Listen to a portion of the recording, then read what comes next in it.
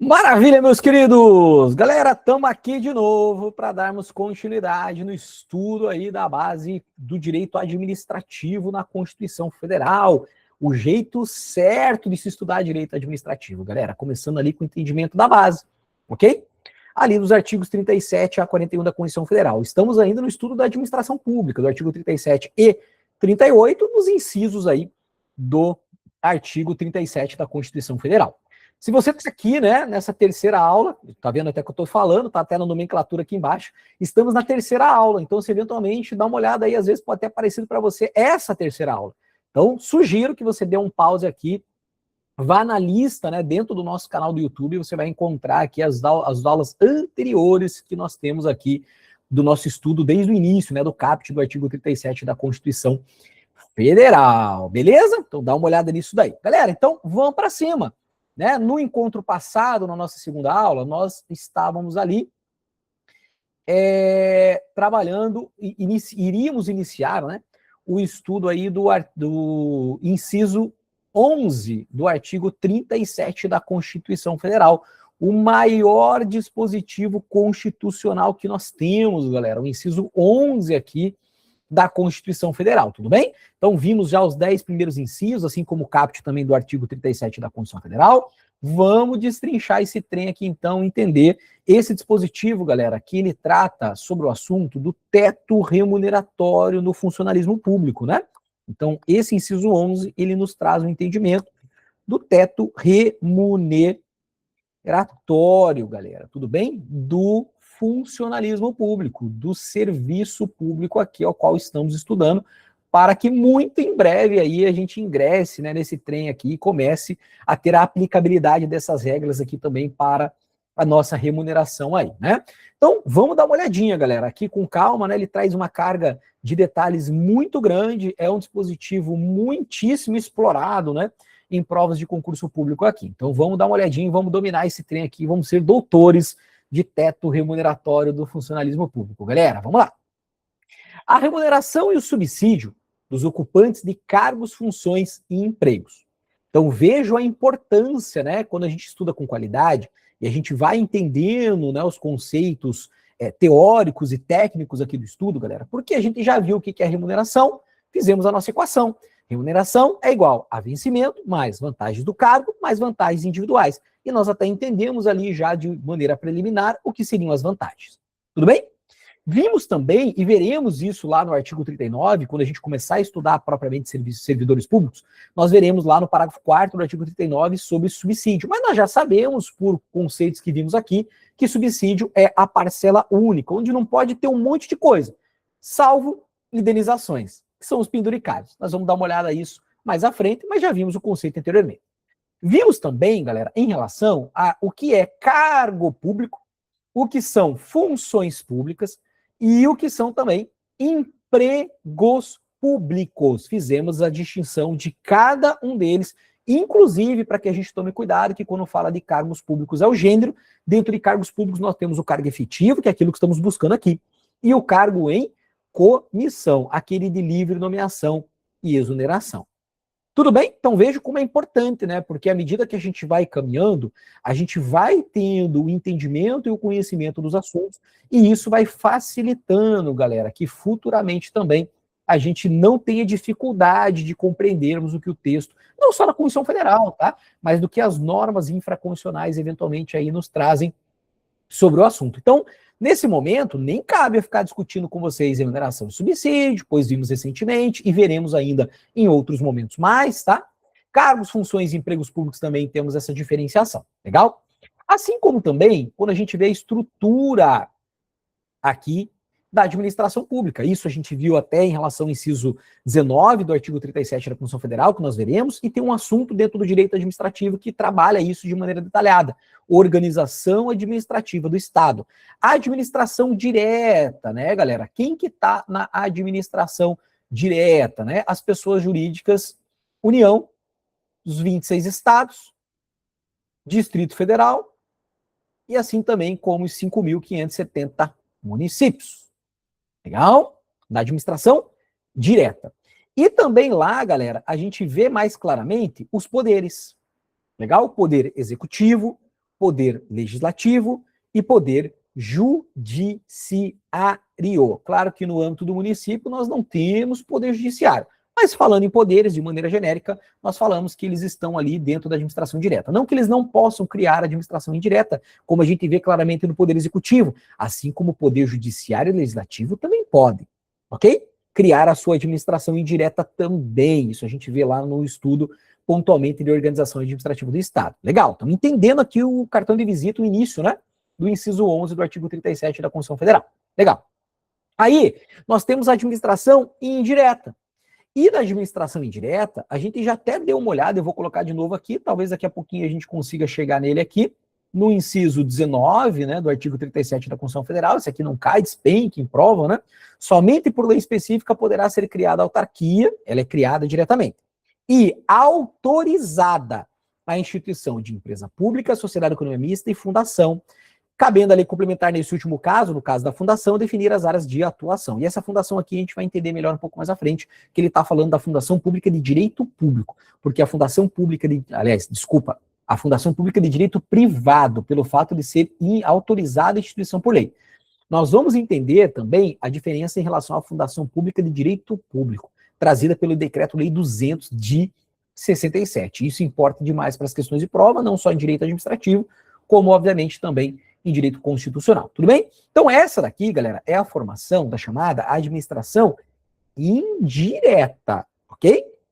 Autarquia, fundação pública, empresa pública, sociedade de economia mista. E temos mais uma que a Constituição Federal ela não cita, galera, mas no estudo infraconstitucional do direito administrativo, nós temos que tomar cuidado, que são os consórcios públicos.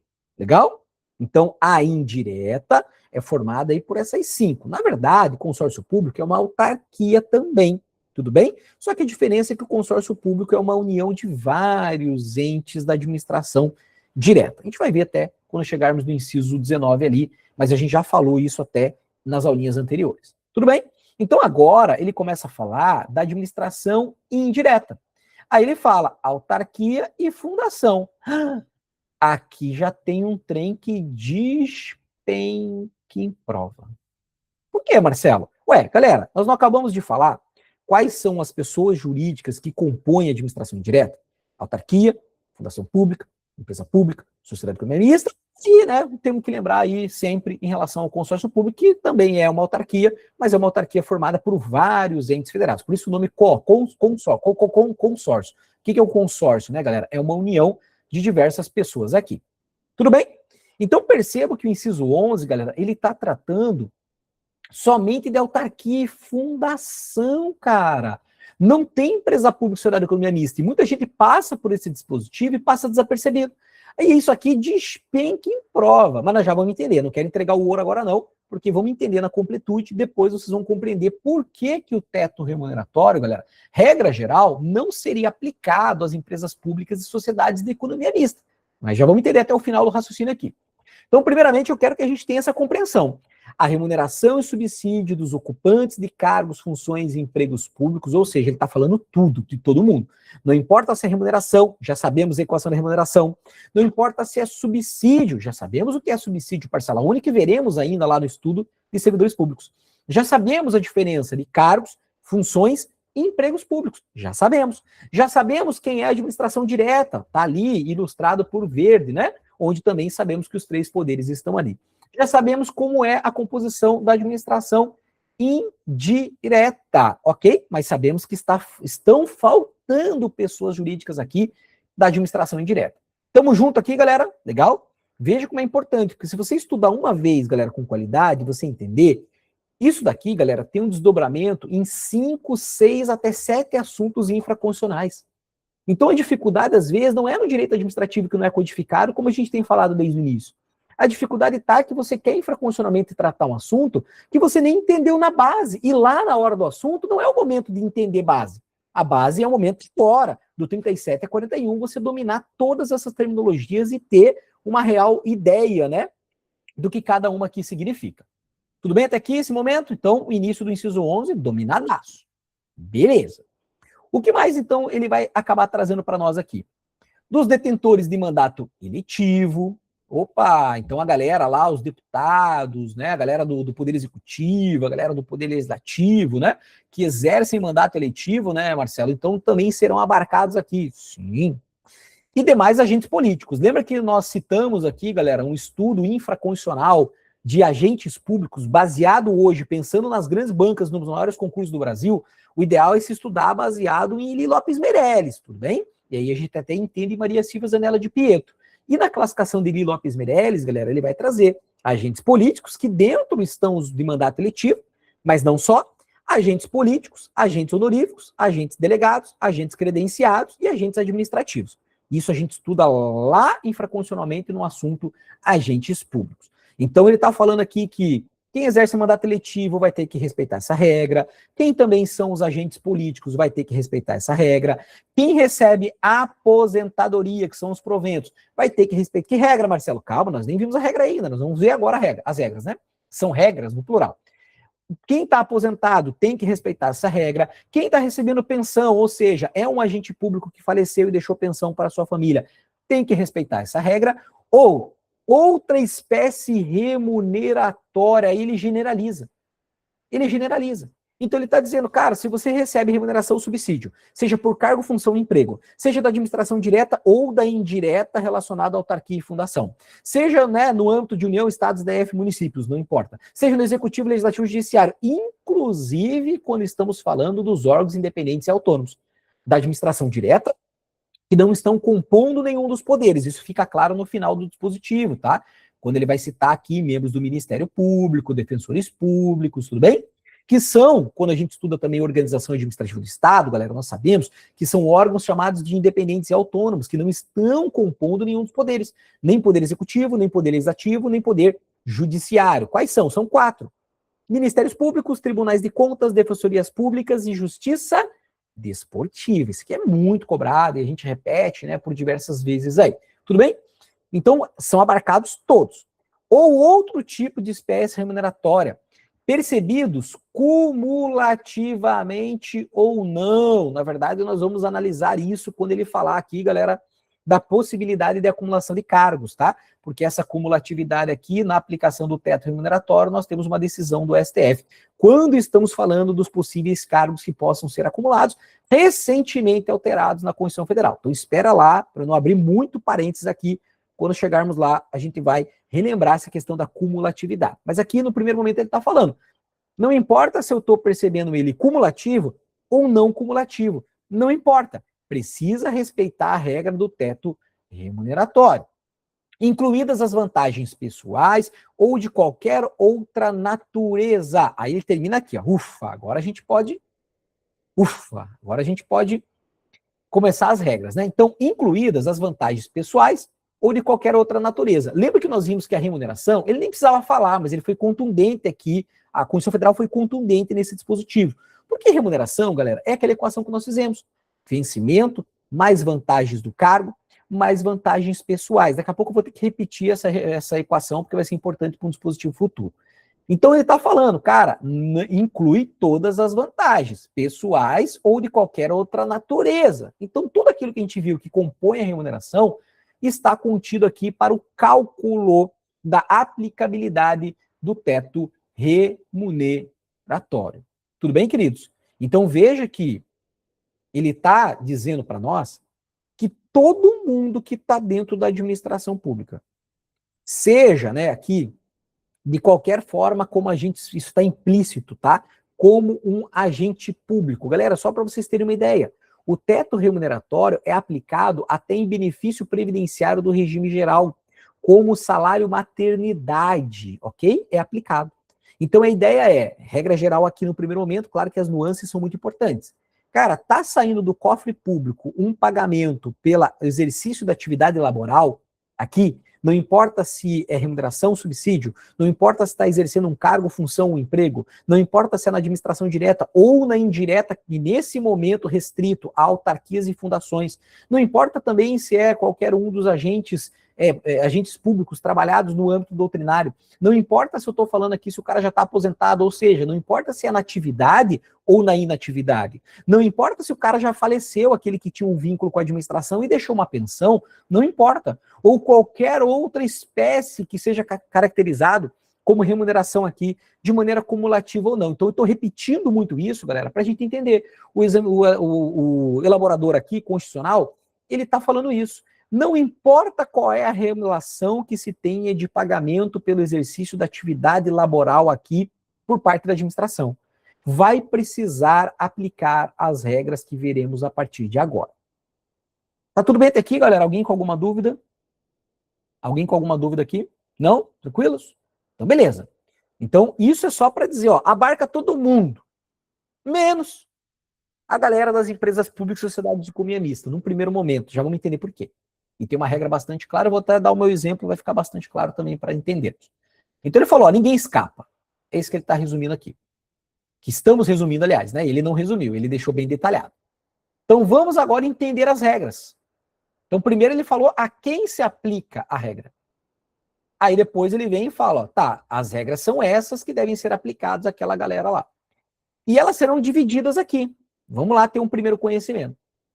Toda essa rapaziada, então, vou até colocar do lado, fica melhor, a gente vê tudo, né? Vou colocar aqui, ó. Isso, perfeito. Então, toda essa rapaziada que a gente citou aqui, que a gente viu, eles não poderão exceder o subsídio mensal em espécie dos ministros do STF. Então, esse é o teto remuneratório máximo do funcionalismo público no Brasil.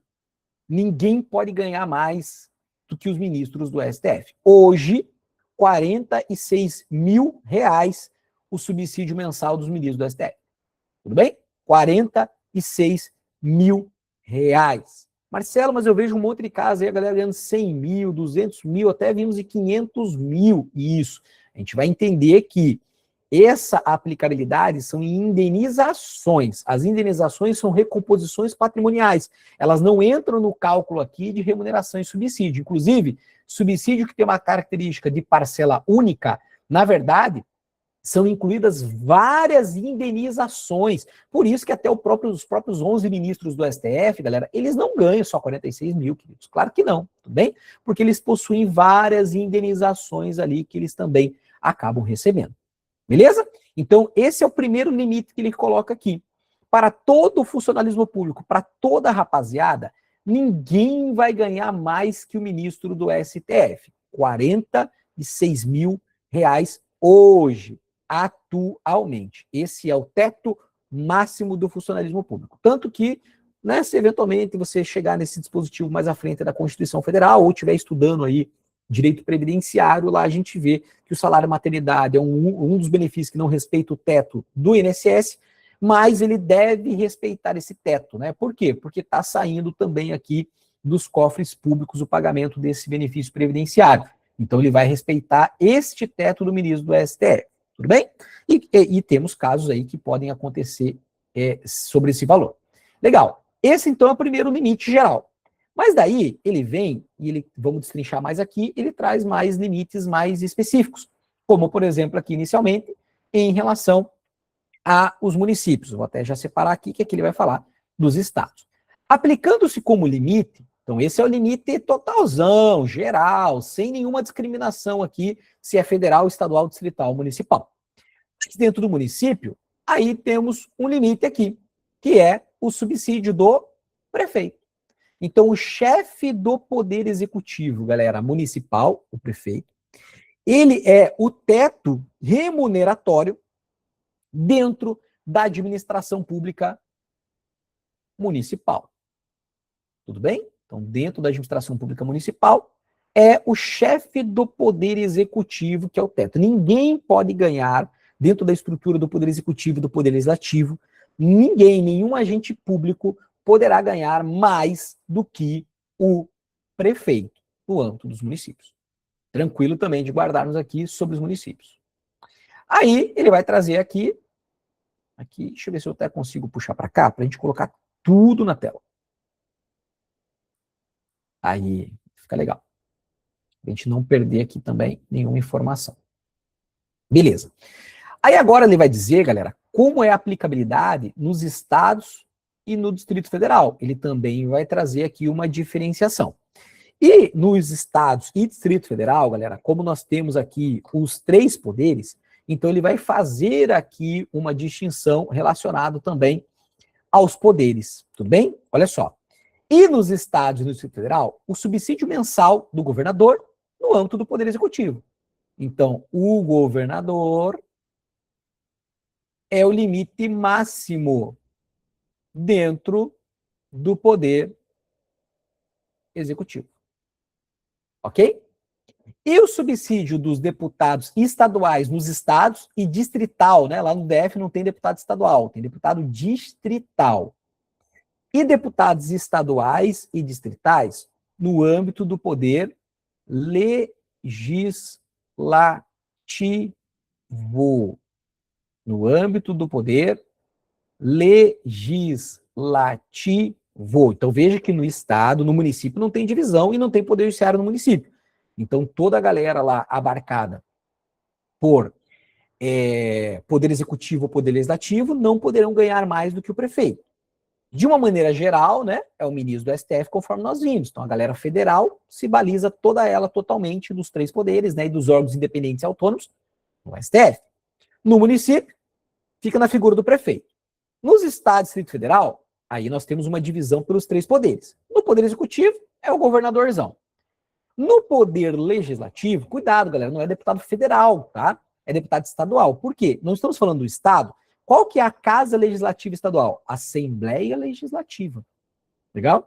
Então, as assembleias legislativas aqui, a Câmara Distrital, são elas que vão manter qual é o teto remuneratório do respectivo poder legislativo desses entes federados. Legal? E, por fim, né, o Poder Judiciário. E o subsídio dos desembargadores do Tribunal de Justiça, galera. Desembargador de Tribunal de Justiça, isso a gente estuda dentro de Poder Judiciário, é aquele que está na segunda instância do TJ, que é a Justiça Comum dos Estados. Quando a gente fala de Poder Judiciário, né, nós temos uma estrutura federal, todo o restante, e uma estrutura estadual. Lembra que município não tem, né? E uma estrutura estadual. A estrutura estadual são, né, os tribunais de justiça, né, que nós também passamos por vários concursos aí de tribunais de justiça. E ali nós temos a primeira instância, que é chamado juiz de direito, é um juiz singular. Na segunda instância, galera, aí que nós temos o próprio tribunal, o TJ, de fato, em ações cíveis ou ações penais, né, regra geral, que são tratadas, que a Constituição Federal manda, né, serem tratadas no âmbito dos estados, legal? Dentro da estrutura do Tribunal de Justiça. Então, essa segunda instância do Tribunal de Justiça é onde nós temos os desembargadores do Tribunal de Justiça. Legal? Isso é importante você ter essa visão aqui. Não é o juiz de direito singular de primeira instância. Aqui é o desembargador que está atuando dentro do próprio TJ, segunda instância da Justiça Estadual Comum. Deixa eu até ter um quadro, né, que a gente sempre compartilha, é sempre importante, ó, só para a gente não ter dúvidas aqui, visualmente acho que fica até melhor de você enxergar. Deixa eu pegar aqui que tem uma imagem que a gente sempre gosta de utilizar aí em aula, né? Para a gente realmente ter uma visão de toda a estrutura. Quando a gente começa a estudar lá o Poder Judiciário, né? Aí a gente começa a ter em relação a toda a estrutura do Poder Judiciário. Peraí, tem várias aqui, mas tem uma que realmente ela ilustra muito perfeitamente. Pode perguntar, galera. Acho que tem alguém aí, eu não estou vendo a tela, tem alguém querendo perguntar aqui no ao vivo, fica à vontade.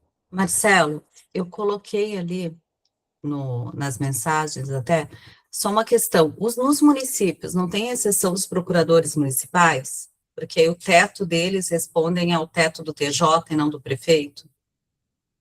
Na verdade, a parte jurídica, né, a gente vai ver na parte que tem jurisprudências ali, que daí eles fugiriam, tem a sinalzinha aberta, galera, cuidado. Eles fugiriam da... Quem estava perguntando, desculpa, só para me direcionar diretamente. Oi, a Sibeli aqui. Oi, Sibeli, eu estou beleza. sem a câmera ligada, porque eu fui premiada essa semana com dengue. Menina! Eu falo, cada semana acontece uma coisa. Mas estou aqui. Você tem uma plena recuperação aí. Obrigada. Inclusive, nós temos outras discussões, não é só essa não, tá? Nós temos outras discussões aqui, como, por exemplo, ele vai limitar esses embargadores do TJ a 90 inteiros e 25 centésimos% dos ministros do STF, tudo bem? Mas os desembargadores do TJ não ficam limitados a isso. Os desembargadores do TJ podem chegar até aos ministros do STF. Só que assim, eu sempre costumo dizer, nessa parte até da base do direito administrativo, a gente tem várias jurisprudências de aplicabilidade, tá? Mas essas jurisprudências, elas acabam cobradas mais nos concursos jurídicos, tá? Então, como a aula, assim, ela acaba meio que dentro de um nível, né, de cobrança nossa aqui, essa parte a gente trabalha lá, até para vocês que estão dentro da mentoria, né, quem está acompanhando ao vivo aqui, galera, é por conta da mentoria, a gente tem lá um módulo onde a gente trabalha jurisprudência. Aí sim, a gente pega todas essas jurisprudências trabalhadas, né, eu sempre costumo dizer que jurisprudência é a cereja do bolo. E a cereja sempre é colocada no final, né? Por quê? Ela atrapalha a jurisprudência, né? Se todo dispositivo a gente parar assim, galera, aqui, galera, queridos, ó, só para vocês terem uma ideia, eu posso pensar em 10 jurisprudências do inciso 11 agora, aqui para citar para vocês. Por isso até que eu estou dando como analogia, né, essa dos procuradores municipais, né, galera? Porque não é esse procurador que fala municipal, é aquele que vai atuar como se fosse o advogado do Poder Executivo, tudo bem? É o advogado do presidente, do prefeito ali no âmbito do município. Mas nós temos como essa que eu falei, que do desembargador, o teto que está aqui é 90 inteiros e 25 centésimos. Só que não é aplicado para isso. Os embargadores, né, eles têm aplicabilidade do teto aqui dos ministros do STF. Então, o que eu sugiro nisso? Foi muito bom a colocação da Cibele aqui, galera. O que eu sugiro sempre? Quem eventualmente já está estudando há mais tempo, pô, Marcelo, eu já vi essa parte da jurisprudência tal, pô, vai puxando e vai até perguntando, a gente vai colocando aqui. Mas vocês vão perceber, galera, que essa ordem, ela não é boa nem para a galera da magistratura, tá? Então, quando a gente estuda lá com a galera da magistratura federal, a gente sempre fala isso, queridos, eu sei que vocês estão ansiosos para conhecer, porque o que mais acaba querendo prova é jurisprudência. Só que se vocês não entenderem qual é a essência de onde ela veio, você não consegue compreender qual é a própria aplicabilidade da jurisprudência, galera, tá? E aí, para quem eventualmente está estudando pela primeira vez, a gente colocar várias excepcionalidades, acaba atrapalhando até no âmbito das próprias questões, tá? Por quê? Jurisprudências aqui, se não são aquelas assentadas, galera, tá? Elas são cobradas só para a galera da área jurídica. Então, se você vai fazer e não digo nem analista judiciário da área judiciária, tá? Isso aí tem cada vez menos cobrança das jurisprudências mais pontuais. Essas daqui não, essas daqui até são bem triviais de cobrança, tá? Quando fala do teto remuneratório aqui. Mas a ideia sempre, galera, de jurisprudência, ela tá mais voltada para a parte jurídica, né? Então, se você vai fazer uma magistratura, se você vai fazer uma procuradoria, né? Se você vai fazer como defensor público, aí eles acabam cobrando muito mais regra nesse aspecto do que propriamente cobrar aquele entendimento que a gente tem no âmbito dos dispositivos. E isso, inclusive... Ah, entendi, então. É que eu fiquei assim, né, agora. Não, aí, então, tipo, INSS nem precisa também, né? INSS não precisa. Não precisa, tá. Não. E aí, eu sempre digo assim para vocês, né? Até para alinhar todo mundo, até para quem não caminha junto conosco, né? Muita gente tem assistido aí as aulas, não está dentro dos projetos. Apesar de a gente sempre convidar, né? Fica aí disponível, mas aqui no canal a gente vai colocar bastante coisa boa para vocês. Até do INSS mesmo, em breve a gente vai trazer coisas aqui para dentro do canal. Se a gente pega INSS, né, galera, que a gente está falando do concurso de técnico, né? Que vai acontecer aí daqui a pouco, né? Foi solicitada a autorização para o concurso. O ideal é sempre assim, eu sempre costumo dizer assim, galera, não é para acreditar em mim. E eu falo isso de coração aberto mesmo. Não acredita em mim. Na verdade, não acredito em professor nenhum, já estou generalizando a classe. Por quê? Cara, pega questões para fazer. E isso a gente faz, né? Quem está caminhando conosco sabe, quando a gente fecha um projeto ali, pô, a gente passa, são milhares, né, galera? Teve projetos aqui que a gente já chegou 60 mil questões, 60 mil questões feitas, né, no final daquele concurso, que é isso que consegue, galera, nos dar uma clareza e até um direcionamento para mim, para eu poder dizer assim, queridos, ó, cuidado que você trazer muita exceção para dentro da regra, você acaba esquecendo da regra e acha que sempre tem exceção. Aí você vai para as questões que são limpas, né? E aí, eventualmente, você está querendo colocar alguma coisa. Não, mas espera aí, tem uma excepcionalidade aqui. Mas isso é, primeiro, se o edital trouxe expressamente dizendo que haveria uma cobrança jurisprudencial, ou se implicitamente o cargo público, galera, em si, ele propriamente já te traz essa deixa. Como, por exemplo, se eu estou falando que a formação do cara tem que ser uma formação em direito, o cargo é jurídico, galera, aí, obviamente, que você tem que ter contato com as principais jurisprudências das disciplinas. Entenderam a jogada? Esse que é o caso. Mesmo quando a gente pega assim, área policial. Cara, área policial, se você pegar ali, tá falando de qual cargo? está falando de agente, está falando de escrivão, então esquece, né? Ali são jurisprudências triviais que nem são mais tratadas tão pontualmente como jurisprudência. Agora, vai fazer para delegado. Cara, para delegado a figura é outra. Inclusive o próprio edital de delegado, ele sempre vai trazer ali expressamente, né, a cobrança da jurisprudência dos tribunais trabalhados, né, dentro do conteúdo programático. Então, galera, é sempre bom, né, tragam essa perspectiva, mas como eu falei, né, o ideal da jurisprudência, pelo menos é a minha visão, tá bom? Não estou falando se é a certa ou não, mas a minha visão ao longo aí de experiência em concurso, que o ideal é trabalha-se bem a base, né, das disciplinas, e aí a jurisprudência eu sempre costumo tratar como cereja do bolo, né? Cereja do bolo, você está fazendo o bolo, você não coloca cereja, você espera terminar o bolo, aí você vai e coloca aquela cerejinha, né? E é isso que é o caminho ideal para fazermos aí, né? Claro que aquelas são mais acentuadas, né, galera, que a gente vê assim, são súmulas vinculantes, a gente percebe que tem uma grande incidência de cobrança por parte das bancas, aí não faz sentido a gente acabar não citando aqui, como eventualmente a gente vai citar jurisprudências aí que são bem assentadas aqui, tá bom? Então esse é o caso. Mas aqui a gente tem muita discussão que fugiria dos tetos, né, mas daí são jurisprudências pontuais, como o procurador municipal aí também verdadeiro. Beleza? Show. Eu não peguei aqui ainda o trem aqui que eu tava caçando. É que tem uma imagem, galera, tem várias, mas é que tem uma aqui que eu adoro. É uma imagem bem... Quem tá na mentoria lá, a gente sempre compartilha dentro do grupo, né? Eu não sei por que ele não trouxe... Calma aí que eu vou insistir aqui, senão eu vou pegar qualquer outra. Mas é que aquela realmente ele faz uma diferenciação muito interessante. E por falar em questões, né, queridos, nós resolveremos aqui, dentro da parte do 37 e 38, 50 questões, tá? Selecionadas, talvez hoje a gente já consiga discutir alguma delas, mas a gente vai resolver juntos aqui 50 questões mais recentes das principais bancas do Brasil e dos grandes concursos públicos aí do Brasil, galera, sobre essa parte de 37 e 41, só administração pública, tá? Depois, quando a gente entrar em servidores, a gente vai resolver também. E ali a gente vai perceber o teor. Eu sempre costumo deixar, vocês vão perceber, eu sempre deixo qual é o concurso, qual é o ano, qual é a banca, qual é o cargo, né, galera? Várias informações aí, eu sempre costumo deixar justamente para que a gente entenda assim, pô, de que concurso que você está falando, Marcelo? De onde você está tirando a métrica daquilo que você eventualmente está compartilhando aqui conosco, né? Queridos, não tem jeito, aquela imagem que eu gosto eu não achei, eu vou compartilhar. E olha que eu tentei, entrei em vários aqui, mas eu vou compartilhar, é que aquela tá maravilhosa. Deixa eu tentar um outro. Judiciário brasileiro, estrutura. Deixa eu mudar como eu estou perguntando para ele.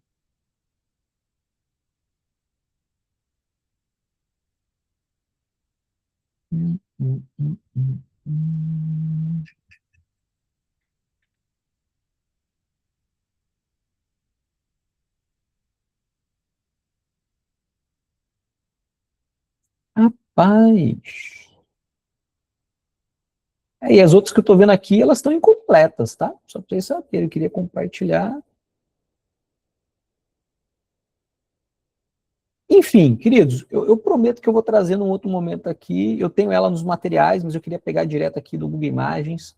E as outras que eu estou vendo aqui, elas vão mais confundir do que nos ajudar. Enfim, para a gente não perder mais tempo aqui. Galera, mas eu prometo que, pelo menos na próxima aula, eu já vou deixar pronto, eu mostro, tá? Para quem não tem essa familiaridade ainda, a gente entender, né? Quais são as justiças especializadas, né? Justiça do trabalho, justiça eleitoral, justiça militar. Quais são as justiças comuns, né? No âmbito do Estado, o Tribunal de Justiça, no âmbito federal, o TRF, tudo bem? Onde nós temos as primeiras instâncias, os juízes singulares, segunda instância, os tribunais, né, que nós temos aqui, terceira instância, os tribunais superiores, onde nós temos uma junção, né, do TJ e do TRF subindo aqui para o STJ, os três tribunais superiores do trabalho eleitoral e militar, e ainda em cima, né, galera, nós temos ali o STF e o CNJ. A Constituição Federal coloca no mesmo nível, né? Mas uma decisão do STJ, do STF, né? Dizendo que, na verdade, o CNJ estaria um pouquinho abaixo e teve questões e provas que já cobrou esse entendimento, tá? O CNJ está estando um pouquinho abaixo do STF. Então, quando ele está falando do desembargador do Tribunal de Justiça, é esse cara que está no segunda instância da justiça estadual, galera, comum. Quando ele falou justiça estadual, ela vai atuar no âmbito da comum, no âmbito civil e no âmbito penal. Tudo bem? Só para a gente poder se localizar para quem eventualmente ainda não molhou os pezinhos lá em poder judiciário. Legal.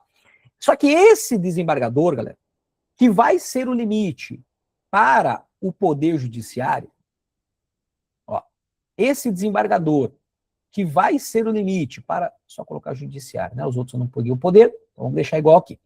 Para o limite do Poder Judiciário, e não só, a gente vai ver também que esse limite é aplicável a outros membros aqui, dos órgãos independentes e autônomos também, tá?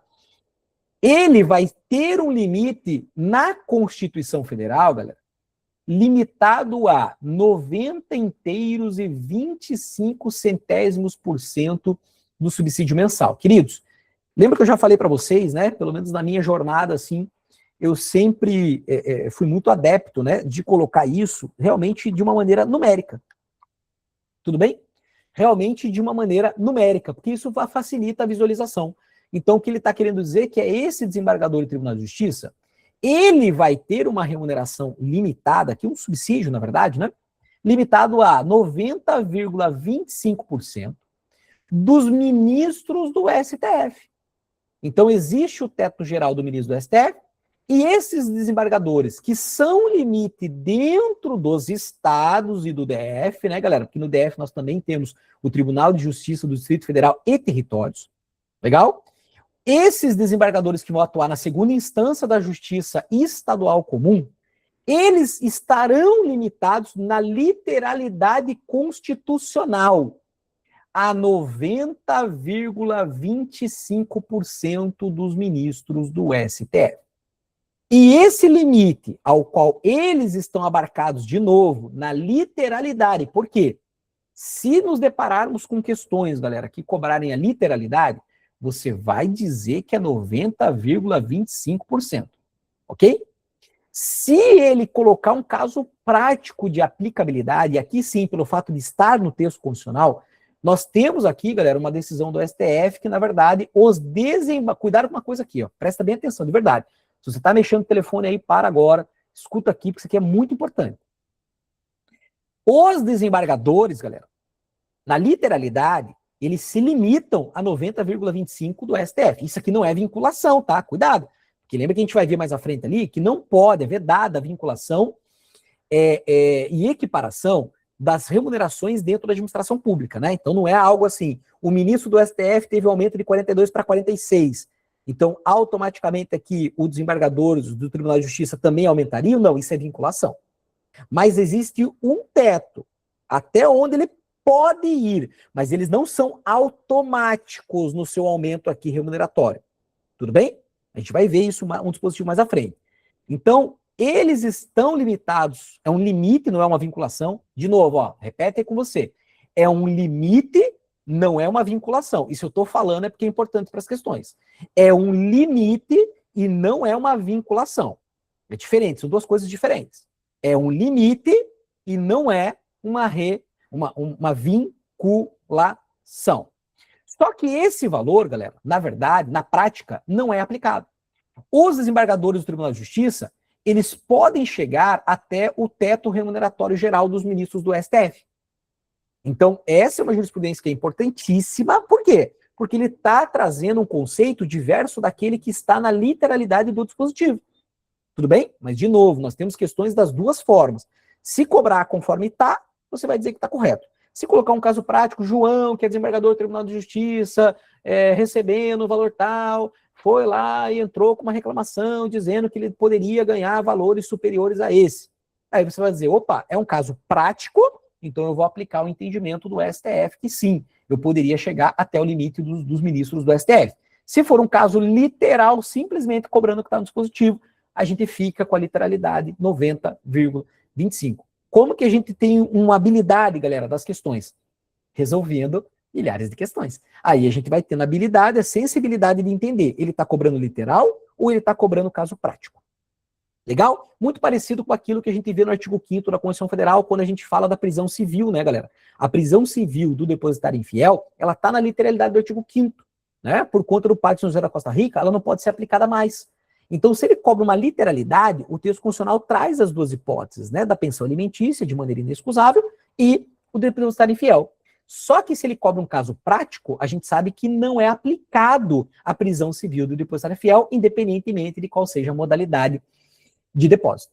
Entender a jogada? Aqui não é diferente. Na verdade, em vários pontos da Constituição Federal, galera, nós temos que ter essa sensibilidade. E a gente só ganha isso resolvendo muitas questões. Beleza? Mas olha só. Então, ó, só que eu não falei ainda o que eu pedi para você ter atenção. Agora que eu vou falar. Galera, esse limite, então, não é mais aplicado ao desembargador. Não é mais. Só que esse limite continua sendo aplicado para a galera aqui, na literalidade também, que tem outras discussões aqui, mas o que eu falei, não vou ficar abrindo um monte de parênteses aqui agora não é o momento. Como assim, Marcelo? Não entendi. Esse limite aqui, galera, não é o limite para o Poder Judiciário? Então, o Poder Judiciário do Estado, estamos falando do Tribunal de Justiça. Dentro da estrutura do Tribunal de Justiça, a despeito de algum Tribunal de Justiça estar pagando aos seus desembargadores R$46 mil, a estrutura do Tribunal de Justiça, analistas, técnicos, todos aqueles que atuam no âmbito do Tribunal de Justiça, não podem ganhar mais com 90,25. Então, 90,25 é ainda aplicado para a estrutura do Poder Judiciário Estadual, mas não é aplicado para limitar o subsídio dos desembargadores do Tribunal de Justiça. Porque muita gente pega essa informação superficial e aí acha que não está sendo aplicado mais o limite de 90,25. Aí vai dizer, não, então todo mundo que está na estrutura do TJ pode chegar até o ministro do STF. Não. O único que está autorizado é o próprio desembargador. O restante da estrutura do Poder Judiciário, galera, continua dentro desse limite de 90,25. Eu sei que é um fudevu e caçarolê danado, galera, mas a gente não tem jeito, né? A gente tem que ir lá e marcar o X no lugar certo e a gente tem que meio que ir caminhando, né? E entendendo aí, tendo esses entendimentos. E claro que as questões, galera, por isso que o erro é muito bem-vindo, né? Faz muitas questões, eventualmente você vai se deparar, opa, poxa, tinha esquecido, né? Esse teto aqui, esse 90,25 não é aplicável mais a desembargador, mas a estrutura do Poder Judiciário Estadual ainda está limitado a esse valor, sim, 90,25%. Tá bom, galera? É um dispositivo realmente que tem uma carga, né, de informação bastante grande, né? Por isso que tem que repetir, resolver muitas questões. Nós teremos ali, das 50 questões que eu vou trazer para nós aqui, nós teremos questões para a gente poder brincar sobre esse dispositivo aqui. Tá bom? Então, no âmbito do Poder Judiciário, o limite, os embargadores do Tribunal de Justiça, a despeito de tudo que nós discutimos aqui, limitados a 90,25 na literalidade constitucional dos ministros do STF. E isso não é uma vinculação, isso é um limite, porque tem questões, se eu estou falando, tem questões que vai dizer que isso seria uma vinculação e seria inconstitucional. Errado, não é, é um limite. Vinculação é sempre que um sobe, o outro sobe junto, sempre que um sobe, o outro sobe junto. Isso é vinculação. Aqui não é caso de vinculação, é um caso de até onde eu posso ir. É um limite, é um teto dentro do Poder Judiciário Estadual aqui. Beleza? E esse teto, galera, não é só aplicável para a estrutura do TJ. É aplicável esse limite também aos membros do Ministério Público Estadual, do MPE, aos procuradores aqui também, que atuam dentro dos respectivos estados, e também aos defensores públicos. Então, a esses três aqui, na literalidade, porque a gente tem aplicabilidade desse teto também para outros agentes públicos, mas como eu falei, vamos com calma, porque eu sei que muita gente nesse momento até já está meio zureta aí. Então, esse limite, além do Tribunal de Justiça, vai ser aplicado ao respectivo Ministério Público, vai ser aplicável também aos procuradores estaduais e vai ser aplicável também aos DPS, tá, galera? Quando ele fala de maneira genérica, por quê? Isso aqui ele diz aqui, ó. No início, né? Ele já está falando, ó, Estados e Distrito Federal. Então, ele limita toda essa discussão a Estados e Distrito Federal. O Ministério Público Federal, né, ali no âmbito do MPU, o Advogado-Geral da União, os defensores públicos da Defensoria Pública da União, galera, não estão dentro desse limite. Estarão dentro do limite geral aqui dos ministros do STF. STF. Então, aqui toda essa parte final do inciso 11 vai se aplicar dentro do limite estadual, como claramente ele traz, nos estados e no Distrito Federal. Tudo bem, queridos? Vamos fazer uma leitura de novo aqui desse dispositivo, e aí eu preciso trazer a exceção já para vocês, tá? Porque senão a gente vai acabar lá na frente, eu vou ter que relembrar tudo isso daqui, e aí a gente já faz a conexão com o parágrafo que vai trazer a regra para empresas públicas e sociedades de economia mista. Então, estamos falando aqui de teto remuneratório. A remuneração e subsídio, não importa se é aquele cálculo que nós fizemos, remuneração é igual a vencimento mais vantagens do cargo, mais vantagens individuais, ou se estou falando do subsídio, que é uma parcela única do parágrafo 4º do artigo 39. Os ocupantes, também não importa se é de cargo público, função pública ou emprego público. Da administração direta como um todo, independentemente de qual poder, de qual unidade da federação estejamos falando, incluindo, inclusive, fica muito claro nessa parte final, estamos falando também dos órgãos independentes e autônomos, ministérios públicos, defensorias públicas, justiça desportiva e tribunais de contas. Tudo bem? Na administração indireta, ele só cita, e agora nós vamos entender, ele só cita autarquia e fundação pública, não está citando empresa pública e sociedade economista, vamos entender por quê. Não importa também se são os agentes públicos, isso implicitamente já está também embutido na hermenêutica constitucional. Ele cita aqui somente agentes políticos e mandato eletivo, que estão dentro de uma categoria de agentes públicos. Mas qualquer outro agente público, galera, pela hermenêutica da Constituição, a gente sabe que eles precisam respeitar também o aspecto do teto remuneratório. Não importa se é na atividade ou na inatividade, o cara está aposentado, proventos é aposentadoria. Não importa se o cara faleceu e deixou pensão, a pensão também é por conta do exercício do cargo, então vai aplicar o teto remuneratório. Ou independentemente de qualquer outra classificação que a lei venha a dar, a remuneração paga pelos cofres públicos. Analisado de maneira cumulativa ou não, e esse cumulativo, a gente vai entender a exceção, que é jurisprudência do STF também, essa é importante falar porque cai muito, a gente vai ver no aspecto ali, quando eu estou falando de acumulação de cargos, tá? Aí na acumulação de cargos, eu não vou analisar de maneira acumulativa, eu vou analisar de maneira individual. Tudo bem? Nós veremos isso quando chegarmos ali, né, inclusive recentemente alterado, como nós falamos. Incluídas as vantagens, nem precisava falar, né? Porque remuneração, galera, a remuneração é composta pelas vantagens do cargo individuais. Não precisava falar. Mas ele quis deixar muito claro, ó, não importa de onde vem, é do cofre público aqui, é do erário, tem que respeitar o teto remuneratório. Teto remuneratório geral, ministros do STF. Teto remuneratório no município, prefeito. Teto remuneratório nos estados, nós temos uma divisão. Se é no âmbito estadual, o governador é o teto. Se é no âmbito, aliás, desculpa, estadual não, do executivo, né? O governador é o teto. Se é do legislativo, os deputados estaduais, hein? Sempre tem que lembrar. Quem que é a casa legislativa? Porque tem questões que coloca o deputado federal. Galera, a casa legislativa do estado são as assembleias e a Câmara Distrital lá no DF. Viu? Beleza? Para fazer a correlação. E no âmbito do Poder Judiciário, nós temos o Tribunal de Justiça. E o desembargador é a autoridade máxima dentro do Tribunal de Justiça. A Constituição diz que ele tem que estar limitado a 90,25 dos ministros do STF.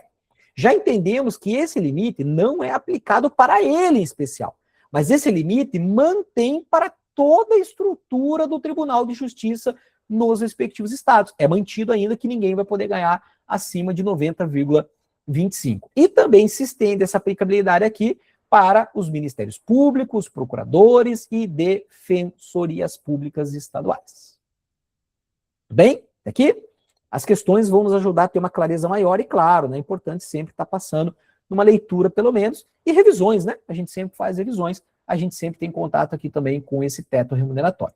Mas, ainda, precisamos agora entender, e eu já quero puxar já para ficar bem completinho, precisamos entender, galera, por qual motivo a empresa pública e sociedade de economia mista não estão nessa parada. Tá aqui. Não estão nessa parada.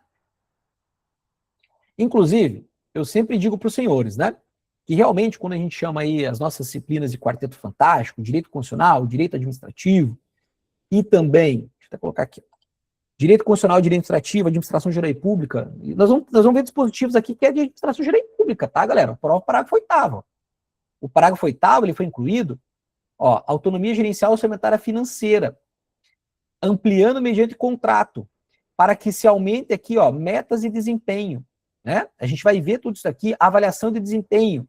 Isso aqui é tudo quando a gente está falando de controlar, planejar, organizar, dirigir controlar e no controle. Então a gente vai ver que as matérias elas se coadunam. Por isso, inclusive, aqui ele vai tratar de questões orçamentárias. Aqui são entendimentos orçamentários para que a gente entenda por que a empresa pública soberanista ela tem um tratamento diferenciado em relação ao inciso 11 da Constituição Federal aqui, tá? A gente vai entender. E aí, acho que não é ainda o último dia que eu vou convidar vocês, né? Mas o link vai estar aqui abaixo. Se você quiser participar conosco da mentoria, tem o linkzinho. E nós vamos ter o aulão, né? Beneficente no dia 21/3. Se você estiver assistindo esse vídeo depois de 21/3 de 2026, já passou. Não vai ter como, né? Mas se der tempo aí, você estiver assistindo a aula até 21/3, antes, até dia 20, né? Porque dia 21 a gente vai começar o trem lá. A gente vai ter um aulão beneficente sábado o dia todo, né? Que toda a arrecadação vai ser destinada para crianças carentes aqui, né? Do estado do Rio de Janeiro. E lá a gente vai trabalhar justamente essa conexão que administrativo, constitucional, orçamento e administração geral pública tem. São 4 disciplinas aí que hoje todo e qualquer concurso traz aí no seu edital, né? Então, vai estar abaixo aqui o link, né? Fica o convite aí para vocês, tá? Meire, diz aí, fala aí antes da gente ver a exceção aqui então. Diz aí. Tá bom, boa tarde. Então, professor, isso aqui tudo que você falou aí, desse teto remuneratório, aqui é a administração direta. Não. Nada a ver, né? Tá, vamos lá. Vai se aplicar a toda essa galera aqui. Que eu até chamei a atenção aqui, ó. Autarquia e fundação pública, eles são da indireta. Tudo bem? Verdade. Eles são. Então, para eles, vai se aplicar toda essa regra aqui. De cara, para eles vai se aplicar. Tudo bem? E aqui a fundação pública não tem divisão se é de direito público ou de direito privado. Fundação pública, direito público e privado. Vai se aplicar para elas. Agora, acho que eu entendi a tua pergunta. É que a gente vai ver, não é para a indireta. A gente vai ver especificamente para empresas públicas e sociedades de economia mista agora. Que são 2 pessoas jurídicas que integram a administração indireta, entendeu? Então, o que tem que corrigir do que você falou é não generalizar que a regra aqui é só para direta. Não, é para direta e para a indireta. Só que na administração indireta vai ser aplicado, nesse primeiro momento, somente para autarquia e fundação. Agora a gente vai ver por que ele não citou, Marcelo, empresas públicas e sociedade comunista. Agora que a gente vai ver a exceção. Entendeu? Tá bom, obrigada aí, desculpa a ignorância. Né? Não tem ignorância não, pergunta mesmo. Agora é o momento de ficar claro esse trem. Por quê, galera? A gente está fazendo o alicerce do negócio, né? É a base é isso. Então, se você ficar com dúvida agora, galera, por isso tem que perguntar mesmo. Se ficar com dúvida agora, é onde você achar que o direito administrativo é difícil. Você só acha, porque ele não é. E normalmente a gente vê, galera, falta essa base.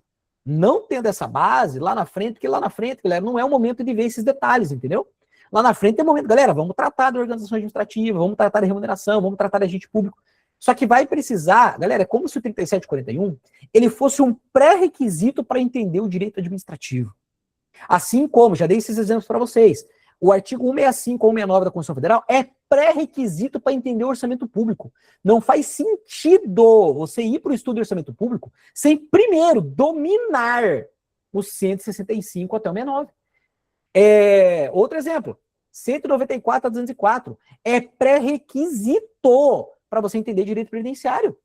Por isso que tem gente que tem dificuldade no previdenciário, mas é porque, cara, você não começou a estudar pelo pré-requisito. A base, 194, 204, ali tem tudo que vai ser infraconstitucionalmente estudado. Então, quando falta, galera, essa base, por algum motivo, é que gera o problema lá na frente. E a gente vê, assim, que depois, pra você arrumar isso, pra você consertar, cara, às vezes você não tem mais saco, né? Às vezes você já tá tão calejado, né? De não está estudando com eficácia, como a gente fala, e não eficiência, acaba gerando esse problema aí. Então, agora é o momento mesmo, galera, de entender as vírgulazinhas mesmo aqui, as terminologias, beleza? Fala aí, Samuel, diz aí. Bom, ali onde tem aos procuradores, qual órgão? No mesmo aspecto do âmbito estadual, do Poder Executivo. Os procuradores que atuam no âmbito do chefe do Poder Executivo. Os do Ministério Público já estão abarcados dentro do Ministério Público. Beleza, galera. Vamos para a exceção. O disposto no inciso 11, que acabamos de entender do teto remuneratório, né? Primeiro, a quem se aplica, né? E segundo, as regras. Legal? Dividimos aqui para ficar bastante claro.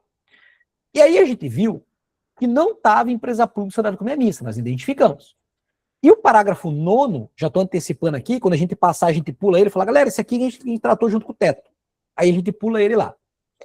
O disposto no inciso 11 aplica-se às empresas públicas de sociedade economia mista e suas subsidiárias. A gente vai entender quem são subsidiárias também, né? A gente vai ver aqui, ó, no inciso 20, ó. O inciso 20 vai tratar das subsidiárias, ó. Maior exemplo que nós temos, Transpetro, né? A Petrobras é uma sociedade de economia mista, mas ela não quis ficar cuidando do transporte aqui, galera, do petróleo, ou ele refinado, né, transformado em gasolina, do álcool. Ela não quis cuidar desse transporte. E aí ela falou, vou criar alguém, uma empresa, né, uma pessoa jurídica, para atuar numa parte do meu processo, que é o quê? Transporte. Por isso que o nome é Transpetro. É o maior exemplo que a gente vai dar aqui de subsidiárias. Legal?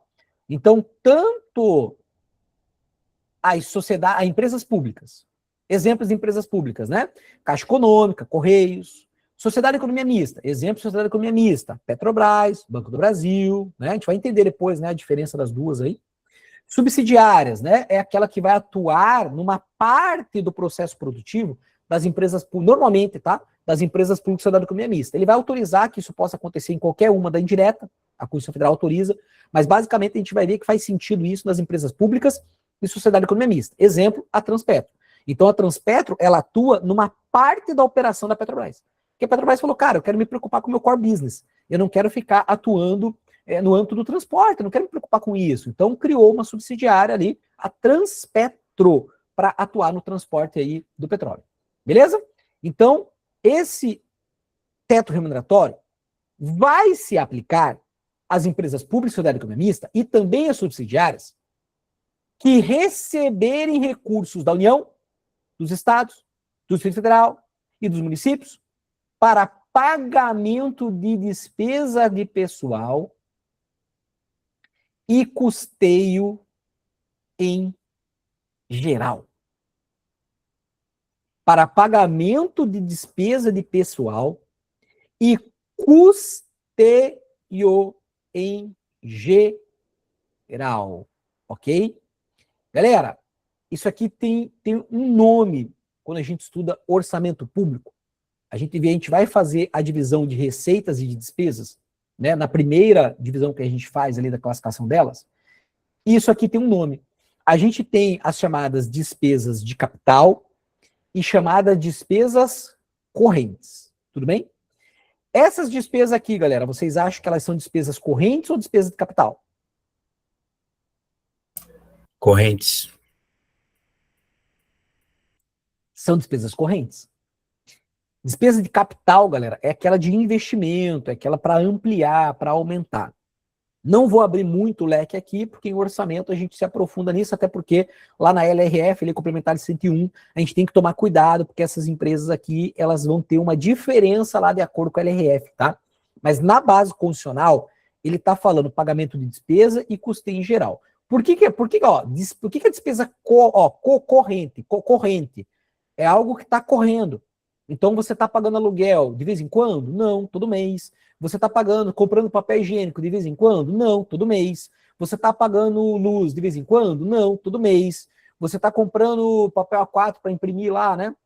De vez em quando? Não, né? Você usa, né? Pode ser comprado de vez em quando nas licitações, mas para aumentar o lote, né? Para uma questão de economia. Mas a ideia é, cara, recorrentemente a gente precisa estar usando.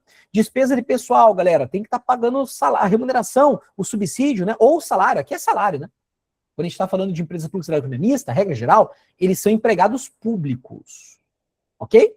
Então aqui não tem o conceito de remuneração, de subsídio, né? Aqui o conceito até é seletista, é conceito de salário mesmo, né? Que eles recebem. Então esse salário paga de vez em quando? Não, é todo mês. Por isso que se for para pagamento de despesa pessoal ou custeio em geral, a gente chama isso, galera, de despesas correntes. Tudo bem? Vocês vão entender como tem lógico isso daqui, que daí vai respeitar o teto. Então, se qualquer ente federado, claro, porque aqui é a regra geral, né? A regra é para todo mundo. Se qualquer dos entes federados estiver tirando do seu orçamento público, da LOA, do seu orçamento fiscal, valores destinados para empresas públicas, sociedades de economia mista e até mesmo suas subsidiárias, se ele estiver mandando valores, recursos, galera, para pagamento de despesa de pessoal ou custeio em geral, ou seja, despesas correntes, então elas estarão dentro do teto remuneratório. Marcelo, não entendi. Vou colocar um caso prático para os senhores. Petrobras, galera, acabou de anunciar, né, agora recentemente, semana passada, se vocês acompanharam aí, né, as notícias, acabou de anunciar um lucro líquido, né, lucro, não foi faturamento, né, lucro líquido de 115 bilhões no ano de 2025, tá? Ou seja, se ela teve lucro, então ela pegou o faturamento dela, aí ela teve o lucro de 115 bilhões de dólares. Significa que ela pagou todas as suas despesas correntes de custeio no ano passado, sem precisar de dinheiro do orçamento. Então, todo o valor que ela arrecadou ali, que ela faturou da venda, basicamente do petróleo, né?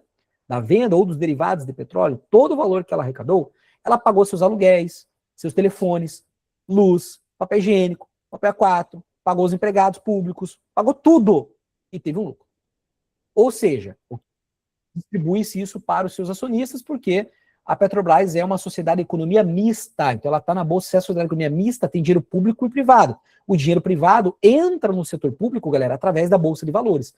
Então ela tem que se transformar numa SA para entrar na bolsa de valores e assim as pessoas poderem comprar ações da Petrobras, como é também no caso do Banco do Brasil.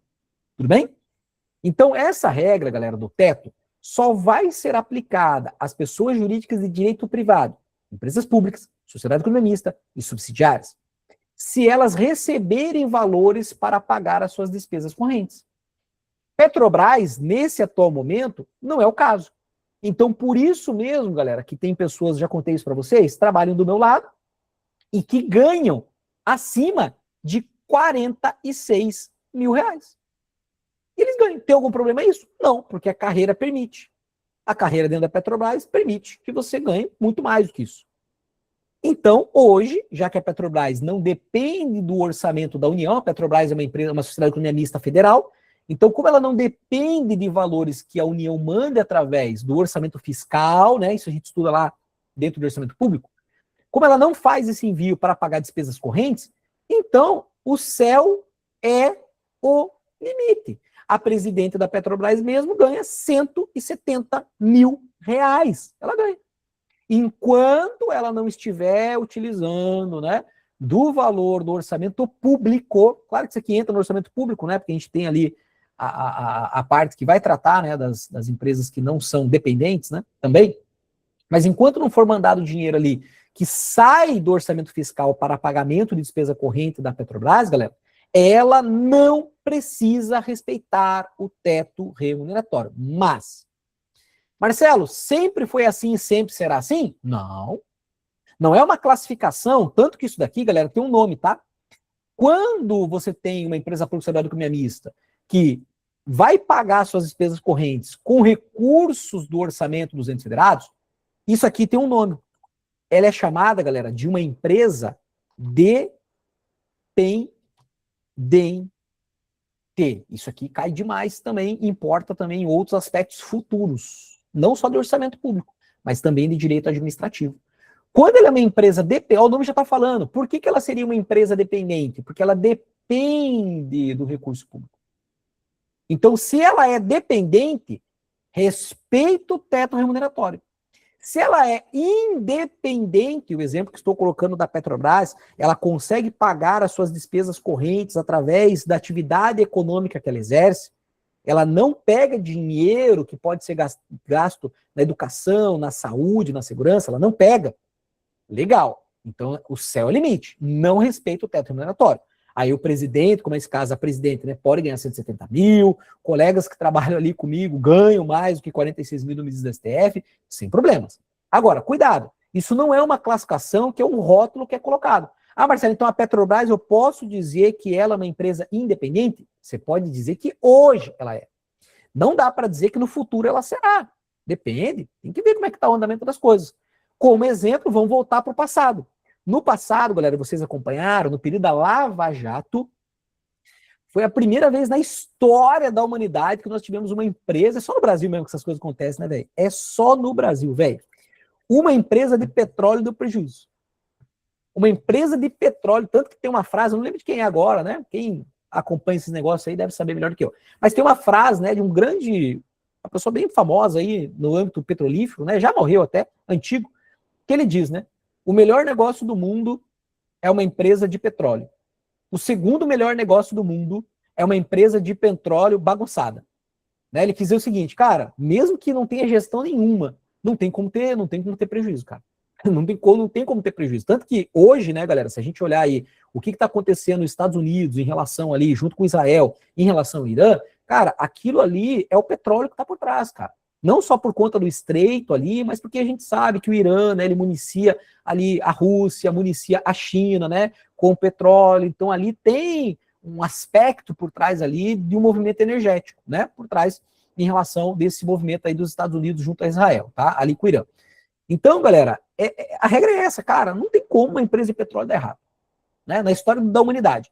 Mas aqui no Brasil conseguiram fazer a Petrobras ter prejuízos há alguns anos lá no período da Lava Jato. Então, por que eu estou dando esse exemplo?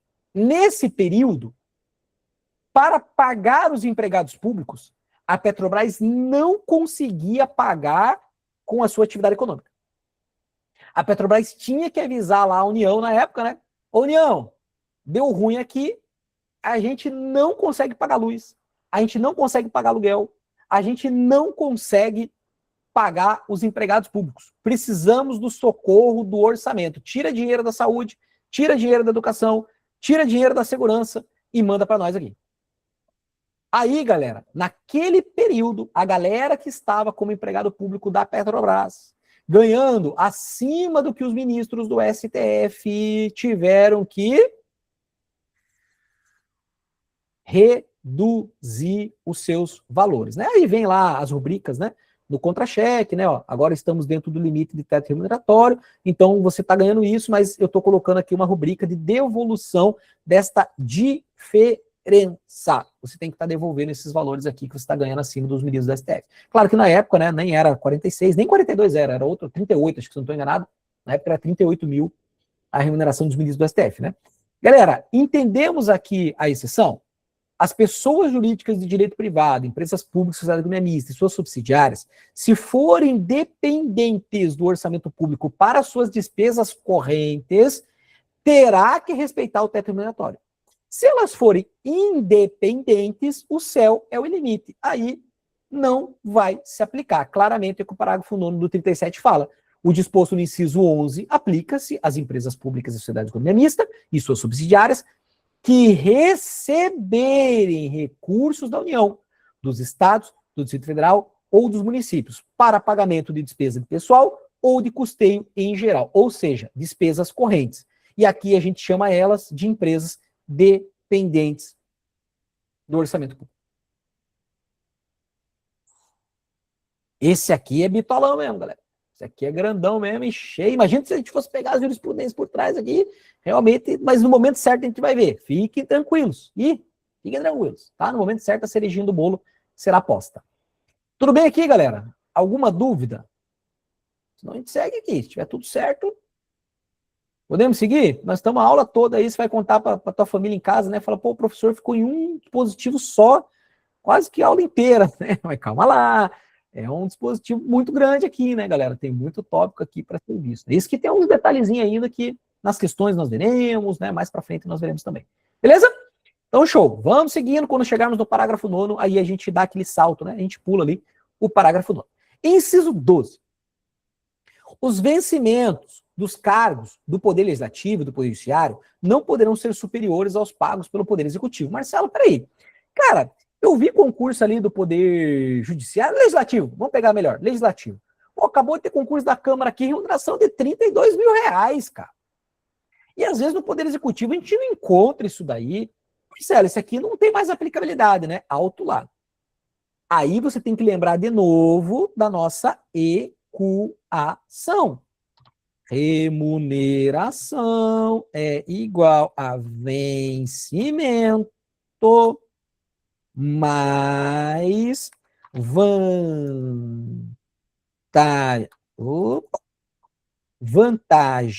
do cargo, onde todo mundo tem, todo mundo que entrar no cargo tem, mais vantagens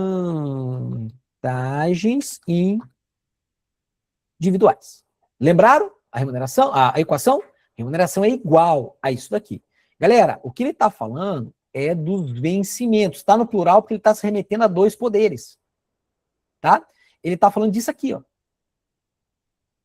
Isso daqui, vantagem do cargo, normalmente para o poder legislativo e para o poder judiciário, as vantagens do cargo, elas são maiores. Pega o poder judiciário, por exemplo, né? A lei 11.478, se eu não estou enganado, volta e meia a gente estuda essa norma, ela trata justamente da carreira no Poder Judiciário Federal. E lá a gente tem lá, galera, a GAGE, gratificação de atividade judiciária, 140% do vencimento básico. Ok? Uma das vantagens. Tem outras. Tem outras vantagens lá que a gente estuda nessa norma para o Poder Judiciário Federal. Então, galera, o que a Constituição Federal está dizendo é que o vencimento do Poder Legislativo e do Poder Judiciário, dos dois, é que não podem ser superiores ao do Executivo. Mas a Constituição Federal não falou que a remuneração não pode. Por quê? Regra geral, a remuneração do Legislativo e Judiciário tende a ser, galera, superior ao Executivo. Mas não é por conta do vencimento, é por conta das vantagens. Que no Poder Executivo ele não inclui tantas vantagens assim do cargo. Já no Poder Legislativo e no Poder Judiciário, aí os caras colocam com força ali as vantagens do cargo. Mas o que o dispositivo está tratando é do vencimento.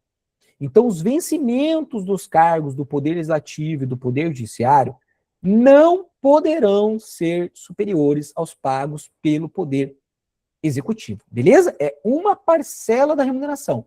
Não é, ele não está falando de remuneração. E isso a gente já combinou no início. Tem que tomar cuidado quando o dispositivo está falando de remuneração, quando está falando de subsídio ou quando está falando de vencimento. Por isso que temos que entender aqui. E lembrando que subsídio é trocar tudo isso por uma parcela única. Veremos isso no parágrafo 4º do artigo 39. Tá? Legal. Inciso 13. É vedada a vinculação ou equiparação de quaisquer espécies remuneratórias para efeito de remuneração de pessoal no serviço público. Galera, então não pode. O que não pode, então? Olhar para cima e olhar para o lado. Ok? Vinculação é olhar para cima. É você se vincular. Exemplo, você está Receita Federal, auditor fiscal da Receita Federal do Brasil e o analista tributário da Receita Federal do Brasil. Tem carreiras aqui, são duas carreiras distintas, tá? Dois concursos, dois cargos, né? Que nós temos dentro da estrutura da Receita Federal. O que não pode é o analista dizer assim, cara, eu quero ficar grudado à remuneração do auditor. Toda vez que o auditor ele foi ter aumento, eu quero ir junto. Ó. Vinculação, galera, ó, presta atenção, a vinculação é vincular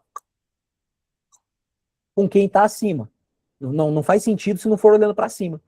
Então, eu estou aqui, eu vinculei. Sempre que o auditor da Receita Federal, então, tiver aumento, o que acontece com a carreira de analista? Ó? Ela vai junto. Ela vai junto. Ó, tá vendo? Já que está vinculado, ó, ela vai junto. Não pode. Então, não se pode ter vinculação para efeitos remuneratórios do serviço público. Ok?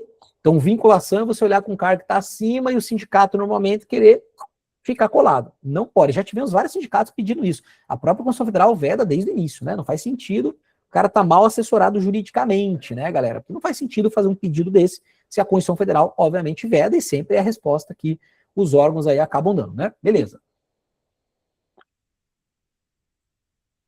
E a equiparação.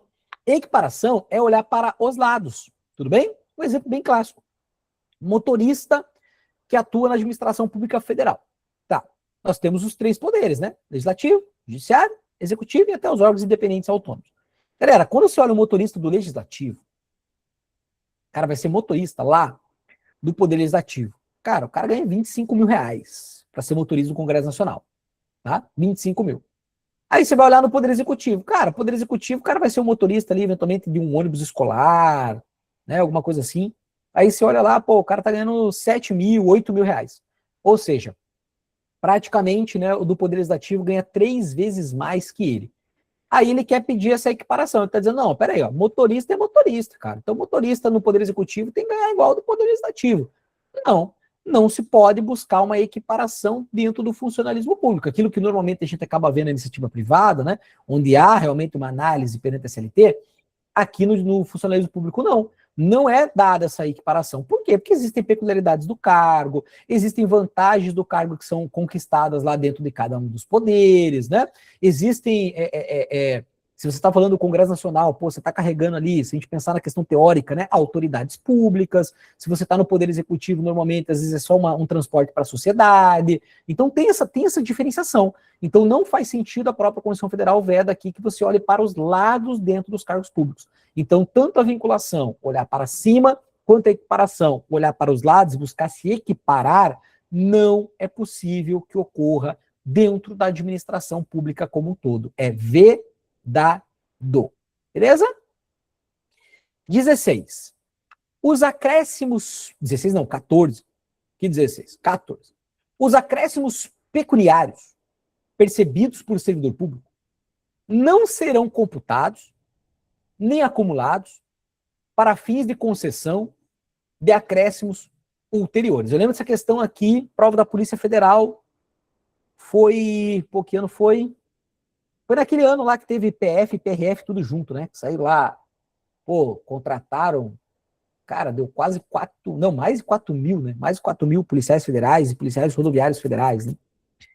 Aquele grande concurso. Aí tem um aluno e numa das provas caiu, acho que foi na PF, caiu isso daí. Aí o cara falou assim, Marcelo, eu deixei em branco, cara. Eu não entendi nada do que o cara falou, velho. Aí eu fiquei com medo e deixei em branco. Meio que cobrou ipsis liter, assim, esse dispositivo. E aí, galera, isso eu lembro muito bem, porque eu lembro de vários momentos, assim, né? Como que a falta, às vezes, de estudar base, galera, te coloca em risco no concurso. O cara até entrou, mas ele perdeu ali alguns meses de remuneração, galera. Porque é o tipo de questão que não dava para perder, cara. Não dava para perder. E o cara, ele não perdeu, mas ele não ganhou. Ele deixou de ganhar o ponto na questão. E aquilo ali, galera, você ganha várias posições. Na hora da nomeação, isso daí são meses de remuneração que eventualmente você perde. O cara entrou, legal, tá lá feliz hoje, mas poderia ter entrado antes. Mas claro, Deus também sabe de todas as coisas, né? Mas a gente não pode negligenciar a nossa parte.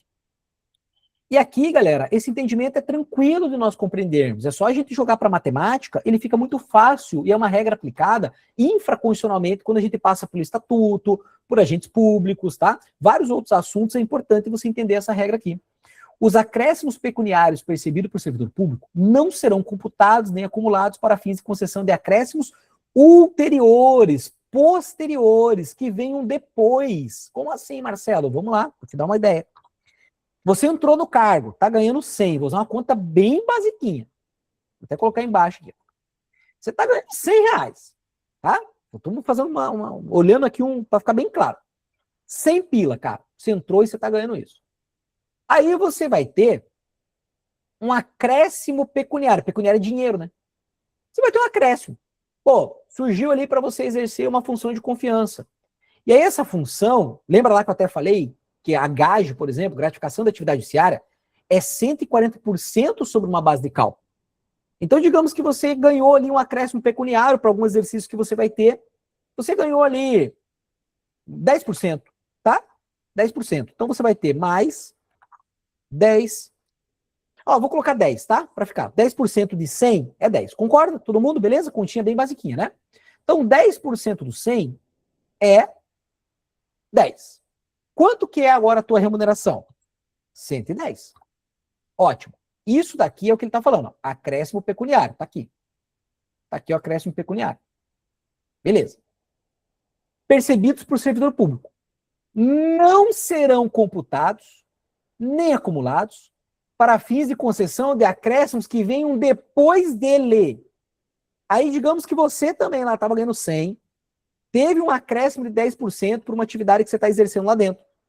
Aí, de repente, veio um tempo de casa sua, que lá o estatuto está dizendo que tu vai ganhar, depois de 5 anos, tu ganha mais 10% aqui.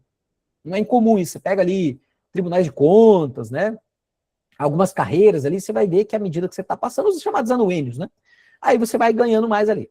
Aí ele falou, ó, passados 5 anos, você vai ganhar 10% a mais. Mais 5 anos, mais 10%, e assim vai.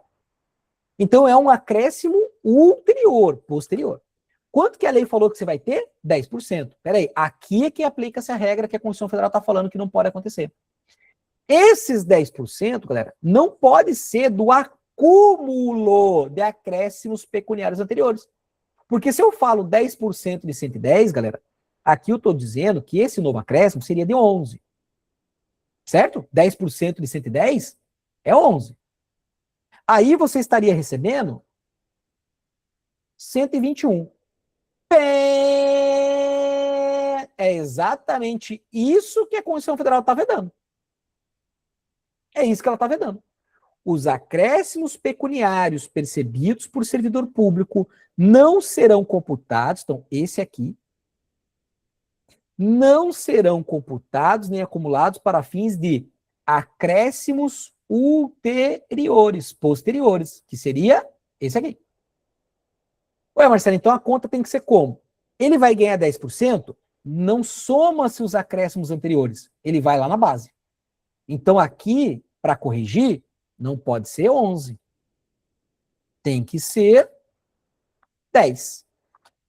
Aí o total vai ser 120, porque os 10% não pode sair de onde tem a somatória dos acréscimos. O 10% tem que sair da mesma base que foi calculada para esse 10% aqui, para não gerar o efeito cascata, galera, tá? Um percentual em cima do outro. Daqui a pouco para de receber esse, aí o valor vai continuar sendo 11, né? No exemplo que nós demos ali. Por esse motivo que é essa regra que a Constituição Federal está colocando. Mas viu com um cálculo bem simples, um seria R$ 121 e agora é 120, que é o correto, legal? E é isso que está traduzido aqui. Os acréscimos pecuniários percebidos, então esse aqui é o ulterior, que vem depois. Os acréscimos pecuniários percebidos por servidor público não serão computados nem acumulados para fins de concessão de acréscimos ulteriores. Ficou claro isso aqui, galera? Então, realmente, né? É que eu não lembro na época, lá, acho que o aluno, ele estudou comigo direito administrativo, constitucional, tudo mais, mas eu acho que ele não teve essa oportunidade de estudar a base, porque, de fato, cara, não dava para ter pedido. E aí eu falei, pô, cara, esse aqui, e o Sebrasco, foi a prova do Sebrasco, né? O Sebrasco copiou e colou, galera. Foi literal, assim, prova da PF, prova difícil, né, assim, com muito conteúdo para ser estudado. O cara entrou, show, mas ele perdeu algumas posições ali. É o tipo de questão que é aquilo lá, cara, todo mundo vai acertar, né? Não pode errar. E ele ficou com medo, né? Falou, cara, eu não estou entendendo o que ele estava falando aqui. E é justamente essa ilustração que nós fizemos. Beleza? Show? Então guarda esse trem aí. Inciso 15. Inciso 15. O subsídio e os vencimentos dos ocupantes de cargos e empregos públicos são irredutíveis. Lembra que eu falei para os senhores? Tem que saber o momento que ele está falando de vencimento, tem que saber o momento que ele está falando de remuneração, tem que saber o momento que ele está falando de subsídio, porque agora ele não está falando da remuneração. Ele não está falando da remuneração, galera. Tudo bem? Ele não está tratando da remuneração. Ele está tratando aqui de subsídio, que é a parcela única. Veja como é que essa repetição é muito didática, né? Aí, infraconstitucionalmente, a gente surfa na onda, cara. Os assuntos vão passando assim, a gente não sofre tanto. Vencimentos é o que faz parte da remuneração. E é isso aqui que ele está falando que é irredutível. Tudo bem? E tem uma clara. Deixa eu até copiar aqui, isso aqui é muito claro. Deixa eu copiar lá a nossa equaçãozinha. Galera, a lógica aqui é bastante grande, tá? De entendimento.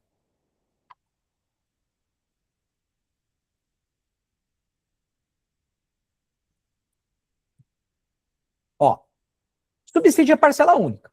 Então, se é parcela única, cara, ela não pode reduzir. É uma parcela única. Aí vai reduzir uma parcela que é única, é só ela. Regra geral, porque tem as exceções, né? Aí nós vamos entender as exceções aqui. Tá. O vencimento também é irredutível, mas isso aqui é irredutível. Por quê? As vantagens do cargo, galera, normalmente, elas acabam sendo fixadas e elas são mantidas no período da tua carreira. Tudo bem? Agora, vantagens individuais, galera, se eu falasse que a remuneração é irredutível, eu estaria quebrando uma outra regra constitucional das vantagens individuais. As vantagens individuais, galera, elas não são incorporadas à tua remuneração. Como assim, Marcelo? Você vai atuar como agente de contratação. Lá no teu órgão que você vai estudar, que você vai trabalhar, aliás, que você está estudando para entrar, você vai trabalhar como agente de contratação. Tudo bem? Então, você sendo agente de contratação, galera, ali, você vai receber uma a mais por aquilo ali.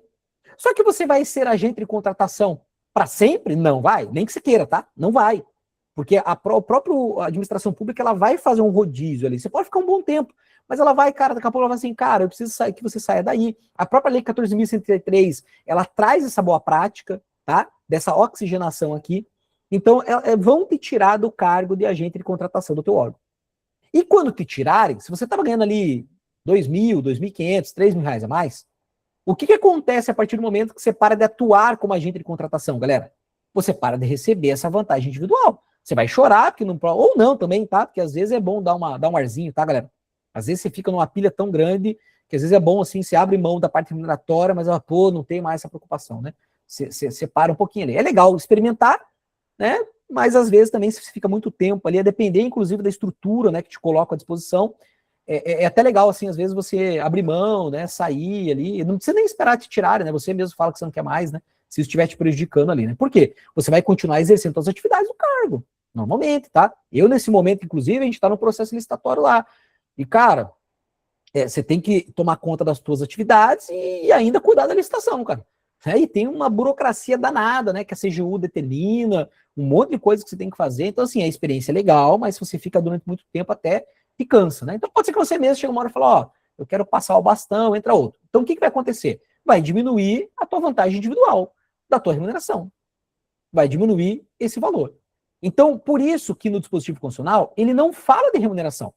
Porque a remuneração é redutível. Ela é redutível. Já, então, o vencimento é que não pode. O vencimento, então, não pode diminuir, assim como o subsídio. Tudo bem essa primeira parte, galera, do inciso 15, tá? Aí vamos para a exceção, né? Que é tranquilo de entendermos também. Exceção. Ressalvado o disposto no inciso 11 e 14 deste artigo. Primeira coisa. Inciso 11 é teto remuneratório, galera, tá? Por quê? Cara, se eventualmente a gente tem uma mudança do teto remuneratório, tipo assim, o STF vai lá e fala, cara, nós vamos aqui fazer um corte de despesa, estamos numa crise, realmente ali a gente tem que fazer uma correção em relação ao subsídio. Cara, então se estiver desrespeitando o teto remuneratório, vai ter que reduzir tanto o subsídio quanto o vencimento. Por uma determinação do teto, vai ter que reduzir. Tudo bem? Então essa é a primeira exceção que ele coloca aqui, inciso 11 que nós vimos. Inciso 16, que é o 14, aliás, né? Que é o que a gente viu aqui, nem chegamos no 16 ainda. Que é o que a gente viu aqui, que é justamente essas vantagens aqui, galera, que vão acontecendo. Aí sim, em termos das vantagens, galera, essas vantagens aqui, se eu verificasse que elas estão fazendo cálculo diferenciado, isso pode impactar também para que reduza. Isso aqui é até pouco cobrado em prova, tá? As exceções. O ideal é esse aqui você tem que saber muito. Não é remuneração que não pode reduzir, é o vencimento e o subsídio. Então, teto remuneratório, ou se você está ganhando vantagens que você não deveria, os dois casos aqui, galera, é você estar numa inconformidade com a Constituição. Estando numa inconformidade com a Constituição, opa, cara, é inconstitucional, então tem que reduzir. Tudo bem? Essas são as exceções iniciais aqui. Aí depois ele vai falar, cara, e nos artigos 39, parágrafo 4º, que aqui o quê? Aqui ele vai falar do subsídio. Então, o subsídio é irredutível.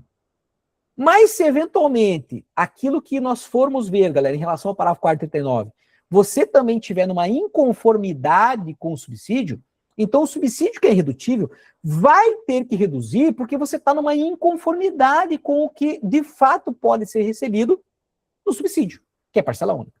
Então esses 3 primeiros, teto remuneratório, vantagens pecuniárias ulteriores e a regra para o recebimento dos subsídios, se estiver num descumprimento delas, tem que se fazer adequação. E aí seria uma exceção de redutibilidade do subsídio e do vencimento. Esses outros dispositivos aqui, galera, eles não, que eu tô falando, isso aqui não cai em prova quase, tá? Raramente. Esses dispositivos aqui são dispositivos tributários. O artigo 150 da Constituição, o artigo 153 da Constituição, o artigo 153 da Constituição, o mesmo, né? Então, esses artigos são artigos tributários. Então, qual que é a regra aqui? Até assim, sugiro que vocês vão até os dispositivos só para dar uma lida, mas vocês vão ver que não cai isso aqui dentro das questões de constitucional e até administrativo, mas para entendermos. O subsídio, galera, aqui, e eventualmente até o próprio vencimento, a depender de qual é a equação remuneratória do cargo, eles podem sofrer aqui, galera, descontos tributários na fonte. Tudo bem? Então, você pode ter ali, por exemplo, um imposto de renda na fonte. Então, o cara recebe o subsídio, beleza. Mas eu vou aplicar o imposto de renda, o IR. Então, quando eu aplico o IR, já é pago na fonte, eu não vou deixar para o cara pagar lá na declaração de imposto de renda dele. Então, isso vai reduzir o subsídio? Vai, mas é porque é a regra tributária. Ele vai reduzir o subsídio. Então, esses dispositivos, galera, aqui, tratam de questões tributárias. Então, aquilo que a própria Constituição Federal diz, que vai ser descontado tributariamente diretamente na fonte, obviamente que o valor que você está recebendo de subsídio, e em alguns casos até possivelmente pode acontecer, se eventualmente as vantagens do cargo aqui, você não tem vantagem individual, e as vantagens do cargo não são tão altas, pode ser que acabe pegando aqui no vencimento justamente o desconto tributário. Tudo bem? Então, desrespeito com o teto, desrespeito com vantagens pecuniárias, desrespeito com aquilo que pode dentro da parcela única de subsídio e descontos tributários é que podem, como exceção, virem a reduzir subsídio e vencimento. Agora, remuneração é irredutível? Pode reduzir, remuneração não tem problema. O que não pode, na regra, é subsídio e vencimentos. São irredutíveis. Exceção, essas todas que nós vimos aqui. Tudo bem? É isso que você precisa saber para o nível de prova aqui dentro do direito administrativo e constitucional, tá? Ele não cobra ali dizendo especificamente o que é cada dispositivo desse tributário, senão a gente trazia para cá e colocava aqui, não teria problema. Beleza, queridos? Inciso 15? Show. Vamos seguindo nesse trem. Cadê? Sumiu aqui. Inciso 16, recentemente alterado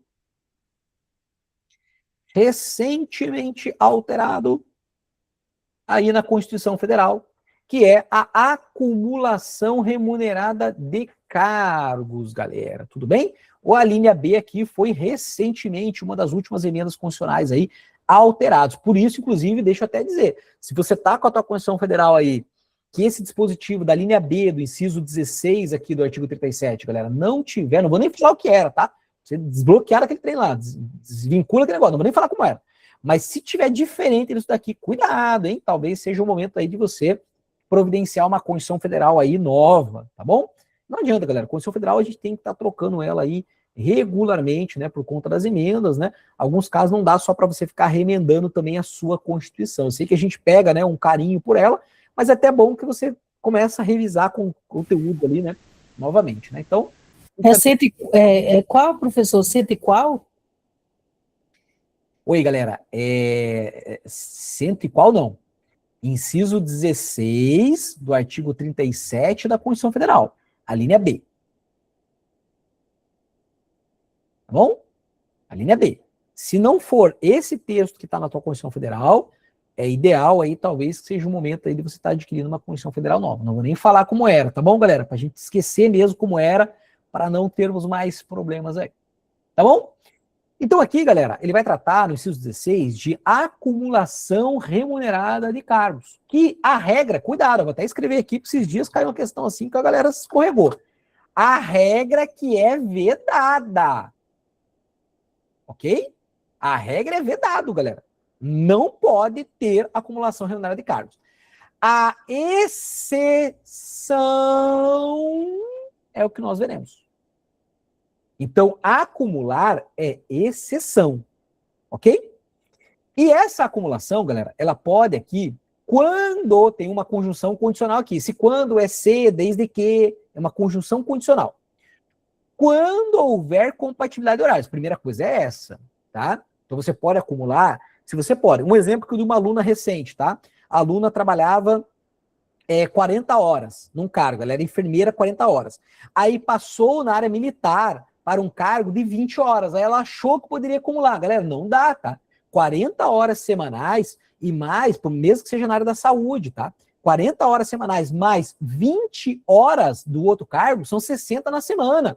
Não dá, desrespeita diversas normas aqui, tá? Aplicadas à administração pública. Então, veja, esse é um exemplo. Ela poderia acumular 2 da área da saúde? Nós vamos ver aqui, ó. Pode, tá? 2 cargos ou empregos privativos profissionais da saúde com profissões regulamentadas. Ela tinha um de 40, fez outro de 20.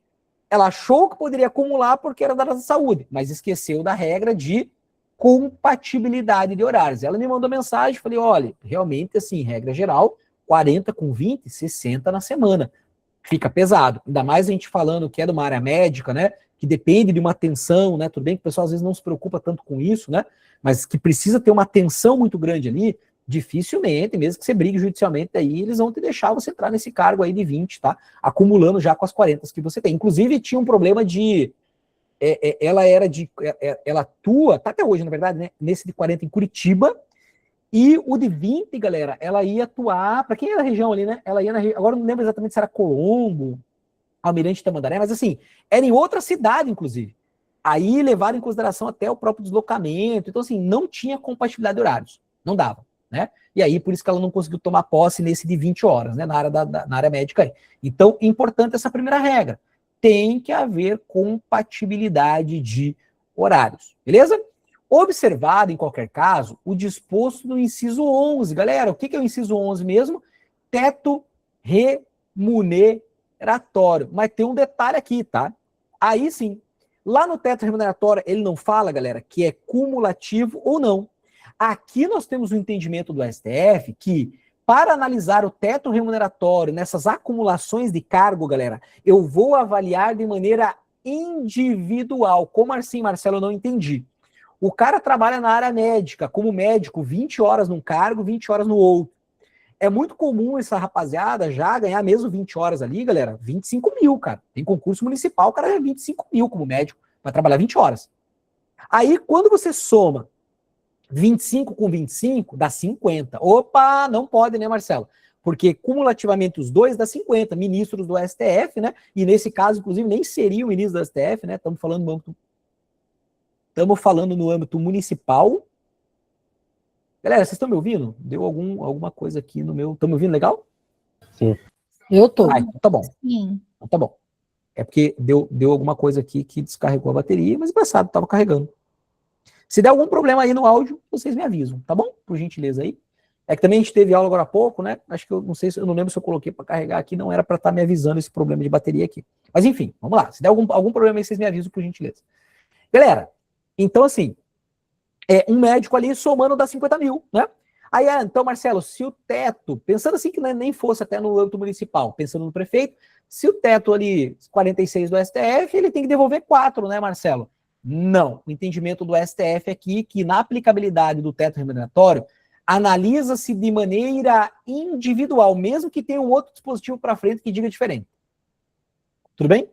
Então, a análise aqui vai ser de maneira individual. Ele ganha 25 em um, passa do teto? Não, então mantém. No outro, ele ganha 25 também? Ele individualmente passa do teto? Não, então ele pode ganhar então os 2 cargos, mesmo que somados deem 50 mil reais. Tudo bem? Então esse inciso 11, claro que vai ser aplicado, mas de maneira individual, segundo o STF aí. Tá bom? Beleza, então entendemos aqui a regra é vedada a acumulação, mas se houver, com exceção, se houver compatibilidade de horários, respeitando o teto remuneratório de maneira individual, ele só pode de 2 em 2, tá, galera? Então, questões que falam assim, ele tem 3 cargos aqui que ele quer acumular. Galera, nenhuma das regras, não só essas daqui, a gente vai trazer outras 2 também agora, tá? Que é importante já ver nesse momento. Nenhuma das regras, galera, são aplicadas com mais de 2 cargos. Todas elas é de 2 em 2. Tudo bem? Então vamos lá. Primeiro, 2 cargos de professor. E outra coisa, tá? Estamos falando da administração pública. Da administração pública. Não estamos falando aqui, o cara dá aula em escola particular, Marcelo. Não, galera. Aqui estamos falando dentro da administração pública. 2 cargos de professor. Então, ele fez aqui um concurso para a Universidade Federal e fez um concurso para a Universidade Estadual. Havendo compatibilidade de horários, legal, ele pode acumular 2 cargos de professor. Tudo bem? A linha B, 1 cargo, e essa foi o que mudou, né? 1 cargo de professor, né? Com outro de qualquer natureza. Foi isso que mudou aqui recentemente na Constituição Federal. Não vou falar como era para a gente apagar isso da memória, né? Esquecer esse trem aí. É com outro de qualquer natureza. Galera, isso veio para privilegiar os professores, cara. Legal, né? Porque os professores merecem ter uma boa remuneração, merecem ter respeito aqui, né? Dentro do nosso país. E aí nós tínhamos uma certa limitação. Então, meio que assim, cara, às vezes você queria usar a tua capacidade que você tem de conhecimento para dar aula num cargo público. Mas a Constituição Federal, ela restringia aqui. Hoje, relaxa, velho, tranquilo. Então, com qualquer outro aqui, galera, você pode fazer um concurso público agora de professor. Cara, aproveita a capacidade que você tem, o conhecimento que você tem e vá transmitir esse conhecimento para as novas gerações, para quem está precisando. Então, isso foi muito interessante, essa alteração que nós tivemos na Constituição Federal, não trazendo mais aquele limitador que nós tínhamos aqui. Tudo bem? Então, a de 1 cargo de professor com outro de qualquer natureza, né? São 2, ó, 1. Legal? Generalizou aqui. A linha C, a de 2 cargos ou empregos privativos de profissionais de saúde, né? No caso aqui de empregos públicos, claro, sempre a gente está falando da administração pública, com profissões regulamentadas. Então, 2 cargos ou empregos privativos de profissionais da área da saúde. Esse exemplo que eu dei aí da aluna, né? Que era enfermeira ali 40 horas, depois fez o concurso paramilitar, né, de 20 horas, mas não deu para acumular. Eram 2 cargos de profissionais da área da saúde, com profissões regulamentadas, mas o que não tinha? Compatibilidade de horários, né? Não dá 40 com 20, inclusive em cidades diferentes, né? Ali não daria para ela poder atuar, infelizmente, né, em relação a esses 2 cargos aí.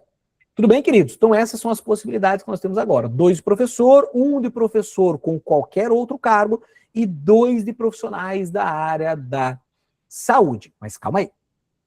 Nós temos outras 2 hipóteses que é importante sabermos já, apesar de não estar aqui no inciso 16, galera. Porque a gente vê em outros momentos e eles são perguntados em alguns momentos em conjunto. Tudo bem? Eu vou lá buscar. Antes disso até, vamos ver esse inciso 17 aqui, aí eu vou buscar as outras 2 hipóteses aqui. Na verdade são 3, é que uma está embutido dentro da outra, tá bom?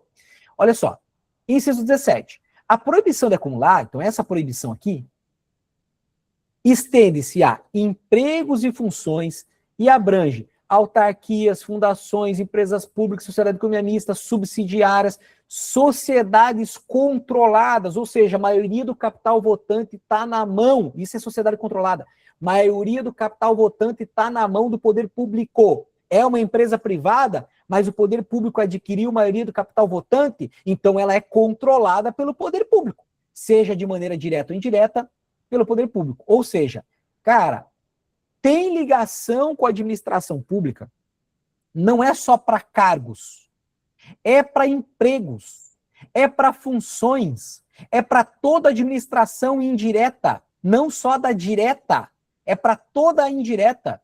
É também se for subsidiária lá na Transpetro, é também se for uma empresa privada, mas que a maioria do capital votante está na mão do poder público. Vai se aplicar essas regras de não acumular como regra e como as exceções para toda a vinculação que se tenha com a administração pública. Então, tem questões que restringem. Ah, não, é só para pessoa jurídica de direito público, é só para quem é estatutário. Não, é para todo mundo aqui. Tudo bem, galera? É para todo mundo aqui. Então, essa regra que a gente está vendo. Legal. Agora sim eu posso trazer as outras 2 exceções. Deixa eu pegar uma que a gente vai ver um pouco mais para frente. Deixa eu abrir minha Constituição Federal aqui no site do Planalto, rapidinho. Opa. Aí, ó, essa daqui, a gente vê na parte de servidores públicos, mas eu já quero antecipar. Que é o quê? Agente público com a vereança. Agente público com a vereança. Precisamos já ver juntos aqui, galera. Cadê? Tô chegando. Tomar uma aguinha aqui enquanto isso.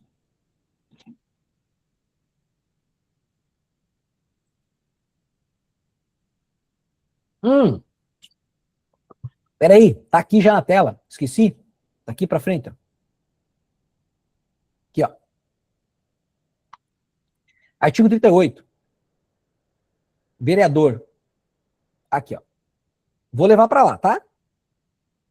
Vou levar pra lá pra gente ter a quarta hipótese de possibilidade de acumulação de cargo público. Quarta hipótese. Vereador com agente público, tá? Não é servidor, galera. Tá bom? É o gênero. Ó, ele deixa bem claro.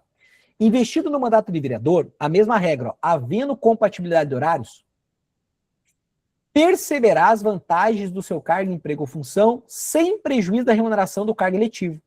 E, não havendo, se não tem compatibilidade, não pode acumular. Será aplicada a norma do inciso anterior, que é o quê? Ele vai poder optar com qual ele quer. Tá bom? Mas a gente vai ver isso mais pra frente. A regra aqui que eu quero que a gente guarde é esse daqui, galera, a gente pode até colocar aqui, fazer um esqueminha que normalmente a gente faz, né? Ó, o primeiro cargo é professor, acumulação, né? Professor com professor. O segundo cargo, possibilidade de acumulação, é professor com qualquer outro. Vou até escrever, ó, outro, que é a nova regra. Até colocar por extenso pra gente lembrar. Não importa qualquer outro cargo, emprego, função, pode acumular.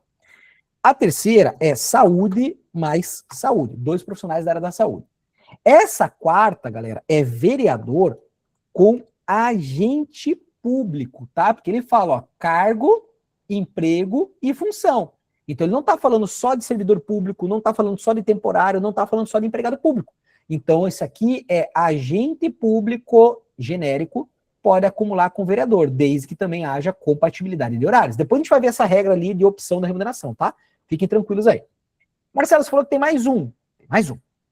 Na verdade, ele é mais um.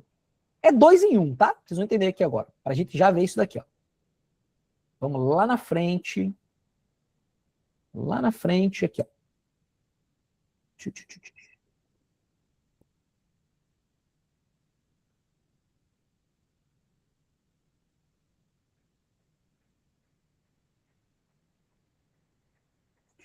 Aqui.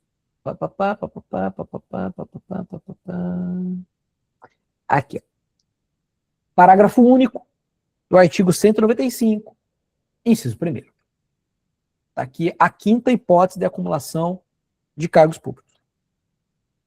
Exercer, ainda que em disponibilidade, outro cargo ou função. Isso é vedado, tá? Para a magistratura. Não pode exercer, mesmo que em disponibilidade, outro cargo ou função. Aí o que ele fala? Salvo de magistério. Então, qual é a quinta possibilidade de acumulação de cargos públicos? A gente tem que deixar tudo junto para a gente lembrar sempre das questões. Aqui, galera, ele está falando da magistratura mais magistério. Magistratura é o juiz. Magistério é o professor. E, na verdade, hoje, já estaria abarcado aqui, ó. Tudo bem? Só que o texto constitucional, galera, ele aplica aqui da mesma maneira, tá? Mas lembra que eu falei para os senhores que essa quinta hipótese, ela é 2 em 1? Ela é 2 em 1. Porque tem uma que está escondida aqui. Agora eu quero ver quem vai lembrar aí. Para quem mais eu aplico essa regra, galera? Promotor? Mas dá para abranger mais, né? Não Ministério só... Público. Isso, beleza. Mas show. É isso aí. Galera, aqui essa regra também vai ser aplicada aqui. Vou até colocar, na verdade, aqui na frente. Aqui. Essa regra também é aplicada para o MP, para o Ministério Público. Então, membros do Ministério Público, galera, como terão aqui as mesmas regras aplicadas no âmbito da magistratura, com algumas adaptações, isso a gente vê lá no estudo, a gente passa pelo estudo do Poder Judiciário, depois a gente passa pelas funções essenciais, né? Onde a gente estuda lá Ministério Público, Defensorias Públicas, Advocacia Privada e Advocacia Pública. Tudo bem? Ali a gente vê que ele vai dizer que vai ser aplicada essa regra aqui, galera, também ao membro do Ministério Público. Então, por isso que é 2 em 1. Tanto para o magistrado quanto para o Ministério Público aqui, né? O magistrado são os juízes, independente, não estou falando da nomenclatura, porque a gente sabe que tem juiz, desembargador, ministros, né? Estou falando juiz de direito de uma maneira abrangente, tá? Eles aqui, galera, podem acumular com o de magistério, que é de professor. Que, na verdade, como eu falei, é que está no texto constitucional, então é importante que a gente já coloque. Na verdade, isso daqui vai ser abarcado agora com essa nova regra aqui do inciso 16 do artigo 37 da Constituição Federal. Tudo bem, queridos? Guardamos, então? Professor com professor, desde que haja compatibilidade de horários, professor com professor, professor com qualquer outro cargo, emprego ou função, saúde com saúde, vereador com agente público, magistratura, que é juiz, assim também de igualmente para os membros do Ministério Público, com o magistério, que é de professor. Todo mundo entendeu? Beleza? Veja que eles não estão juntos, mas é importante que a gente faça um compilado geral, galera, porque senão às vezes escapa, né? As questões acabam cobrando aqui, por isso que é importante a gente já ter puxado esses dispositivos. Esse aqui a gente vai ver logo em breve, esse aqui é só no estudo do Poder Judiciário mesmo, e do Ministério Público, né? Que a gente acaba vendo essa regra aplicada aqui. Tudo bem, queridos? E é para toda a administração pública, não importa se é empregado, se é cargo, se é temporário, se é na direta, se é na indireta, se é no executivo, legislativo. Lembrando, não se esqueçam, né, das sociedades controladas, né, que é onde o poder público tem maioria do capital votante. Isso a gente vê também em orçamento público, né? Orçamento público a gente entende ali a questão da sociedade ser controlada pelo poder público. Por isso que é uma interseção muito grande, galera, entre constitucional, administrativo, orçamento e administração geral e pública, né? Muito, muito grande aí. Tudo bem, queridos, aqui? Show? Oi, Samuel, diz aí. Professor temporário e empregado público, seria a B? Peraí, não entendi. Letra B. Temporário e empregado público? Isso, professor temporário e empregado público. Professor temporário e empregado público, seria B. Professor temporário, cargo de professor. Já que se aplica funções, porque temporário é função, né? Função pública, aqui. E aí, o cargo público, qualquer outra natureza, porque também se aplica no âmbito de empregos. Perfeito. Se aplicaria no âmbito desse exemplo que você deu prático aí. Queridos, show! Deixa eu ver aqui como é que os assuntos vão. Administração financeira. Ah, aqui a gente tem que ter um tempo legal. Ó, vamos parar nesse aqui. Deixa eu falar o 18, galera. Deixa eu falar o 18. Até para que não dê problema técnico aqui, tô ouvindo um aviso aqui da bateria, né? Que garotice que eu fiz, né? Acho que eu deixei fora do negócio, mas como eu falei, espero que não esteja aí comprometendo nada. Galera, inciso 18, porque aqui, galera, a gente precisa de um tempo legal. Né? Aqui a gente vai falar da base da organização administrativa, né? O inciso 19, assim como o inciso 20. Tudo bem? Então a gente vai lembrar que a gente vai parar nesse inciso 19 aqui. Estamos aqui numa reta final até, né, dos parágrafos e tal, e depois o 38, pra gente, e temos que resolver as questões. Ó, eu até tinha prometido nessa aula, mas a primeira questão que a gente tem para resolver, galera, é do inciso 19. Então na próxima aula acho que faz mais sentido pra gente não queimar cartucho, tá? A gente tem ali questões para a gente possa resolver e eu não quero esperar terminar o conteúdo para a gente resolver. Eu já quero resolver com vocês à medida que a gente está caminhando para vocês entenderem mais ou menos o nível das grandes bancas do Brasil agora recentemente. Tanto que a primeira questão já é 2026 mesmo, né? Beleza? Mas, então, fica no próximo encontro nosso aí, prometo que vai acontecer sim a gente começar as correções e questões. Então vamos ver esse último dispositivo aqui bem tranquilo de termos de entendimento.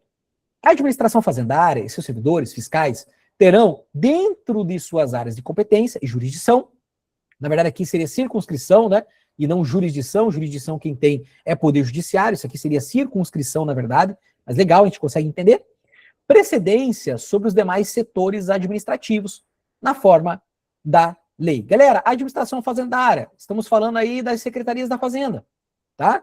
Então estamos falando aqui da Receita Federal, estamos falando das Cefaz, estamos falando dos ISS, né, no âmbito dos municipais. Por isso que ele fala aqui, ó, das áreas da sua competência e jurisdição. Cara, peraí, mas você está dentro da tua jurisdição? É você que tem que atuar nesse caso aqui, né? Então, a administração fazendária e os auditores fiscais, sejam eles federais, estaduais e municipais, se estiver dentro da área de competência, que é o quê, galera? É analisar tributo, é analisar descaminho, contrabando, claro que junto com a Polícia Federal, junto com a Polícia Rodoviária Federal, tudo bem? Em alguns casos, junto com a Vigilância Sanitária, nos aeroportos, nas fronteiras, nas rodovias, legal. Mas tem envolvimento ali, é de competência da administração fazendária, normalmente vai ser. Né? Ah, mas o contrabando e descaminho, estamos falando aqui de, seria a Polícia Federal, Marcelo. Né? Seria ali a PRF atuando, né? No caso de uma rodovia federal. Cara, mas espera aí, ali a gente tem ali justamente o contrabando e descaminho, nós temos uma carga tributária que está deixando de ser recolhida. Ok? Ou nem poderia ser recolhida, né? Quando a gente está falando de contrabando, né? O descaminho, né? Que não teria ali a carga tributária. Então, competência? Não se discute. Dentro da jurisdição, cara, mas peraí, mas você é um Cefaz aqui, você está na divisa, mas o negócio aconteceu do outro lado, cara. Né? Então aqui você não tem competência para você poder atuar. Então é isso que a Constituição Federal está dizendo. Ó, analisa se é competente para a área fiscal e também se está dentro da tua circunscrição. Ok? Se tiver ok nessas duas situações aqui, vão ter precedência sobre os demais setores administrativos, tá? Porque se estivermos falando do cometimento de um crime, por exemplo, galera, aí não. Aí muda a sequência. Então, terão precedência sobre os demais setores administrativos. Como assim, Marcelo? Muito simples. Né? Galera, o que move a administração pública? O que faz a gente investir em saúde, em educação, em segurança? O que paga o funcionalismo público? O que faz arrecadar? São os tributos. Ok? Então, os tributos é que fazem a máquina pública poder ser girada, ela realmente acontecer. Por esse motivo, então, galera, que a administração fazendária, ela até acaba atuando por amostragem, tá? Em alguns momentos. O corpo dos auditores fiscais, sejam eles federais, estaduais, distritais e municipais, galera, ele não tem um quantitativo necessário para poder fiscalizar tudo. Então, acaba sendo por amostragem. Então, por esse motivo, a Constituição Federal ficou preocupada com isso e coloca essa regra. Fala, cara, se eu coloco a galera para atuar em determinada situação e chega lá, não, peraí, a Vigilância Sanitária aqui está fazendo a sua análise. Não, peraí, a Polícia Federal aqui está fazendo a sua análise. Não, a Polícia Rodoviária Federal está fazendo a sua análise. Não, um órgão aqui do determinado município aqui está fazendo a sua atuação aqui. Aí o cara fica ali, cara, não dá, até porque, galera, as carreiras fazendárias, né, fiscais, são as mais caras, justamente por isso, né, porque eles, quanto mais eles arrecadam, mais eles conseguem ingressar com valores dentro do orçamento público. Por esse motivo que a Constituição Federal, por toda essa lógica, né, que a Constituição Federal falou, cara, peraí, se tem competência no meio da atuação da área fiscal e está dentro da sua circunscrição, então deixa esses caras atuarem primeiro, eles analisam tudo que tem que analisar, vazam, e aí vigilância atua, aí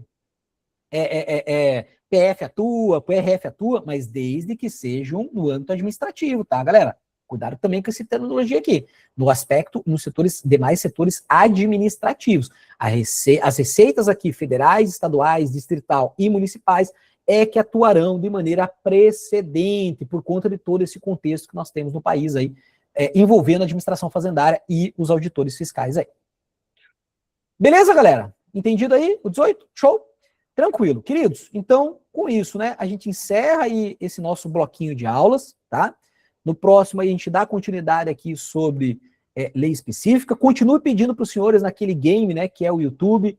Compartilha aqui, se você gostou, claro, não é obrigado não, só se você gostou daquilo que a gente trouxe aqui, dá o teu curtir aqui, compartilha essa aula, né, ela tá aberta aqui, se tem outro colega seu aí que está estudando para concurso público, né, compartilha para que a gente consiga atingir mais pessoas aí, né, comenta algum caso aí, inclusive, galera, no comentário do YouTube, não sei se vocês viram, né, tem uma ferramentinha ali, quando você vai comentar, ele mostra um reloginho do lado do comentário. Sabe para que serve isso dali? Às vezes você quer perguntar alguma coisa, você não estava na aula ao vivo aqui, você quer perguntar naquele minuto. Aí você consegue, clica naquele botão, ele vai pegar assim, minuto, sei lá, 1h e 10 minutos, exatamente. Porque às vezes tem algumas perguntas que acabam acontecendo e a gente não sabe exatamente de qual momento da aula foi. Aí, se for o caso, né? Aí você pode clicar ali no minuto, ele vai colocar o minuto e você põe a tua pergunta. Eu consigo ir diretamente naquele minuto para entender, assim, ilustrar realmente o que você está colocando. E não só nas minhas aulas, né? Se você vai aí, segue outras pessoas no YouTube, né? Então já saiba também dessa facilidade que o YouTube colocou à disposição. Você pode fazer esse comentário linkando ao exato minuto que você ficou com a dúvida, né? Aí quem está ali tendo aquele encontro com você consegue especificamente entender ali de uma maneira mais clara, né? Qual é a sua dúvida ali, né? Beleza? Então, e que se você não é inscrito no canal também se inscreva, porque a gente vai ter uma continuidade bastante forte aí, galera, de trabalhar assuntos pontuais aí, né? E muito importantes aí de concursos públicos aí também para toda a comunidade aí do YouTube, tá bom? Então, por hoje é isso, queridos. Nos vemos aí no nosso quarto encontro, então. Fiquem todos com Deus, galera. Um forte abraço aí. Beijo, beijo, queridos. Pra Bom fim vocês de também, semana, galera. obrigada.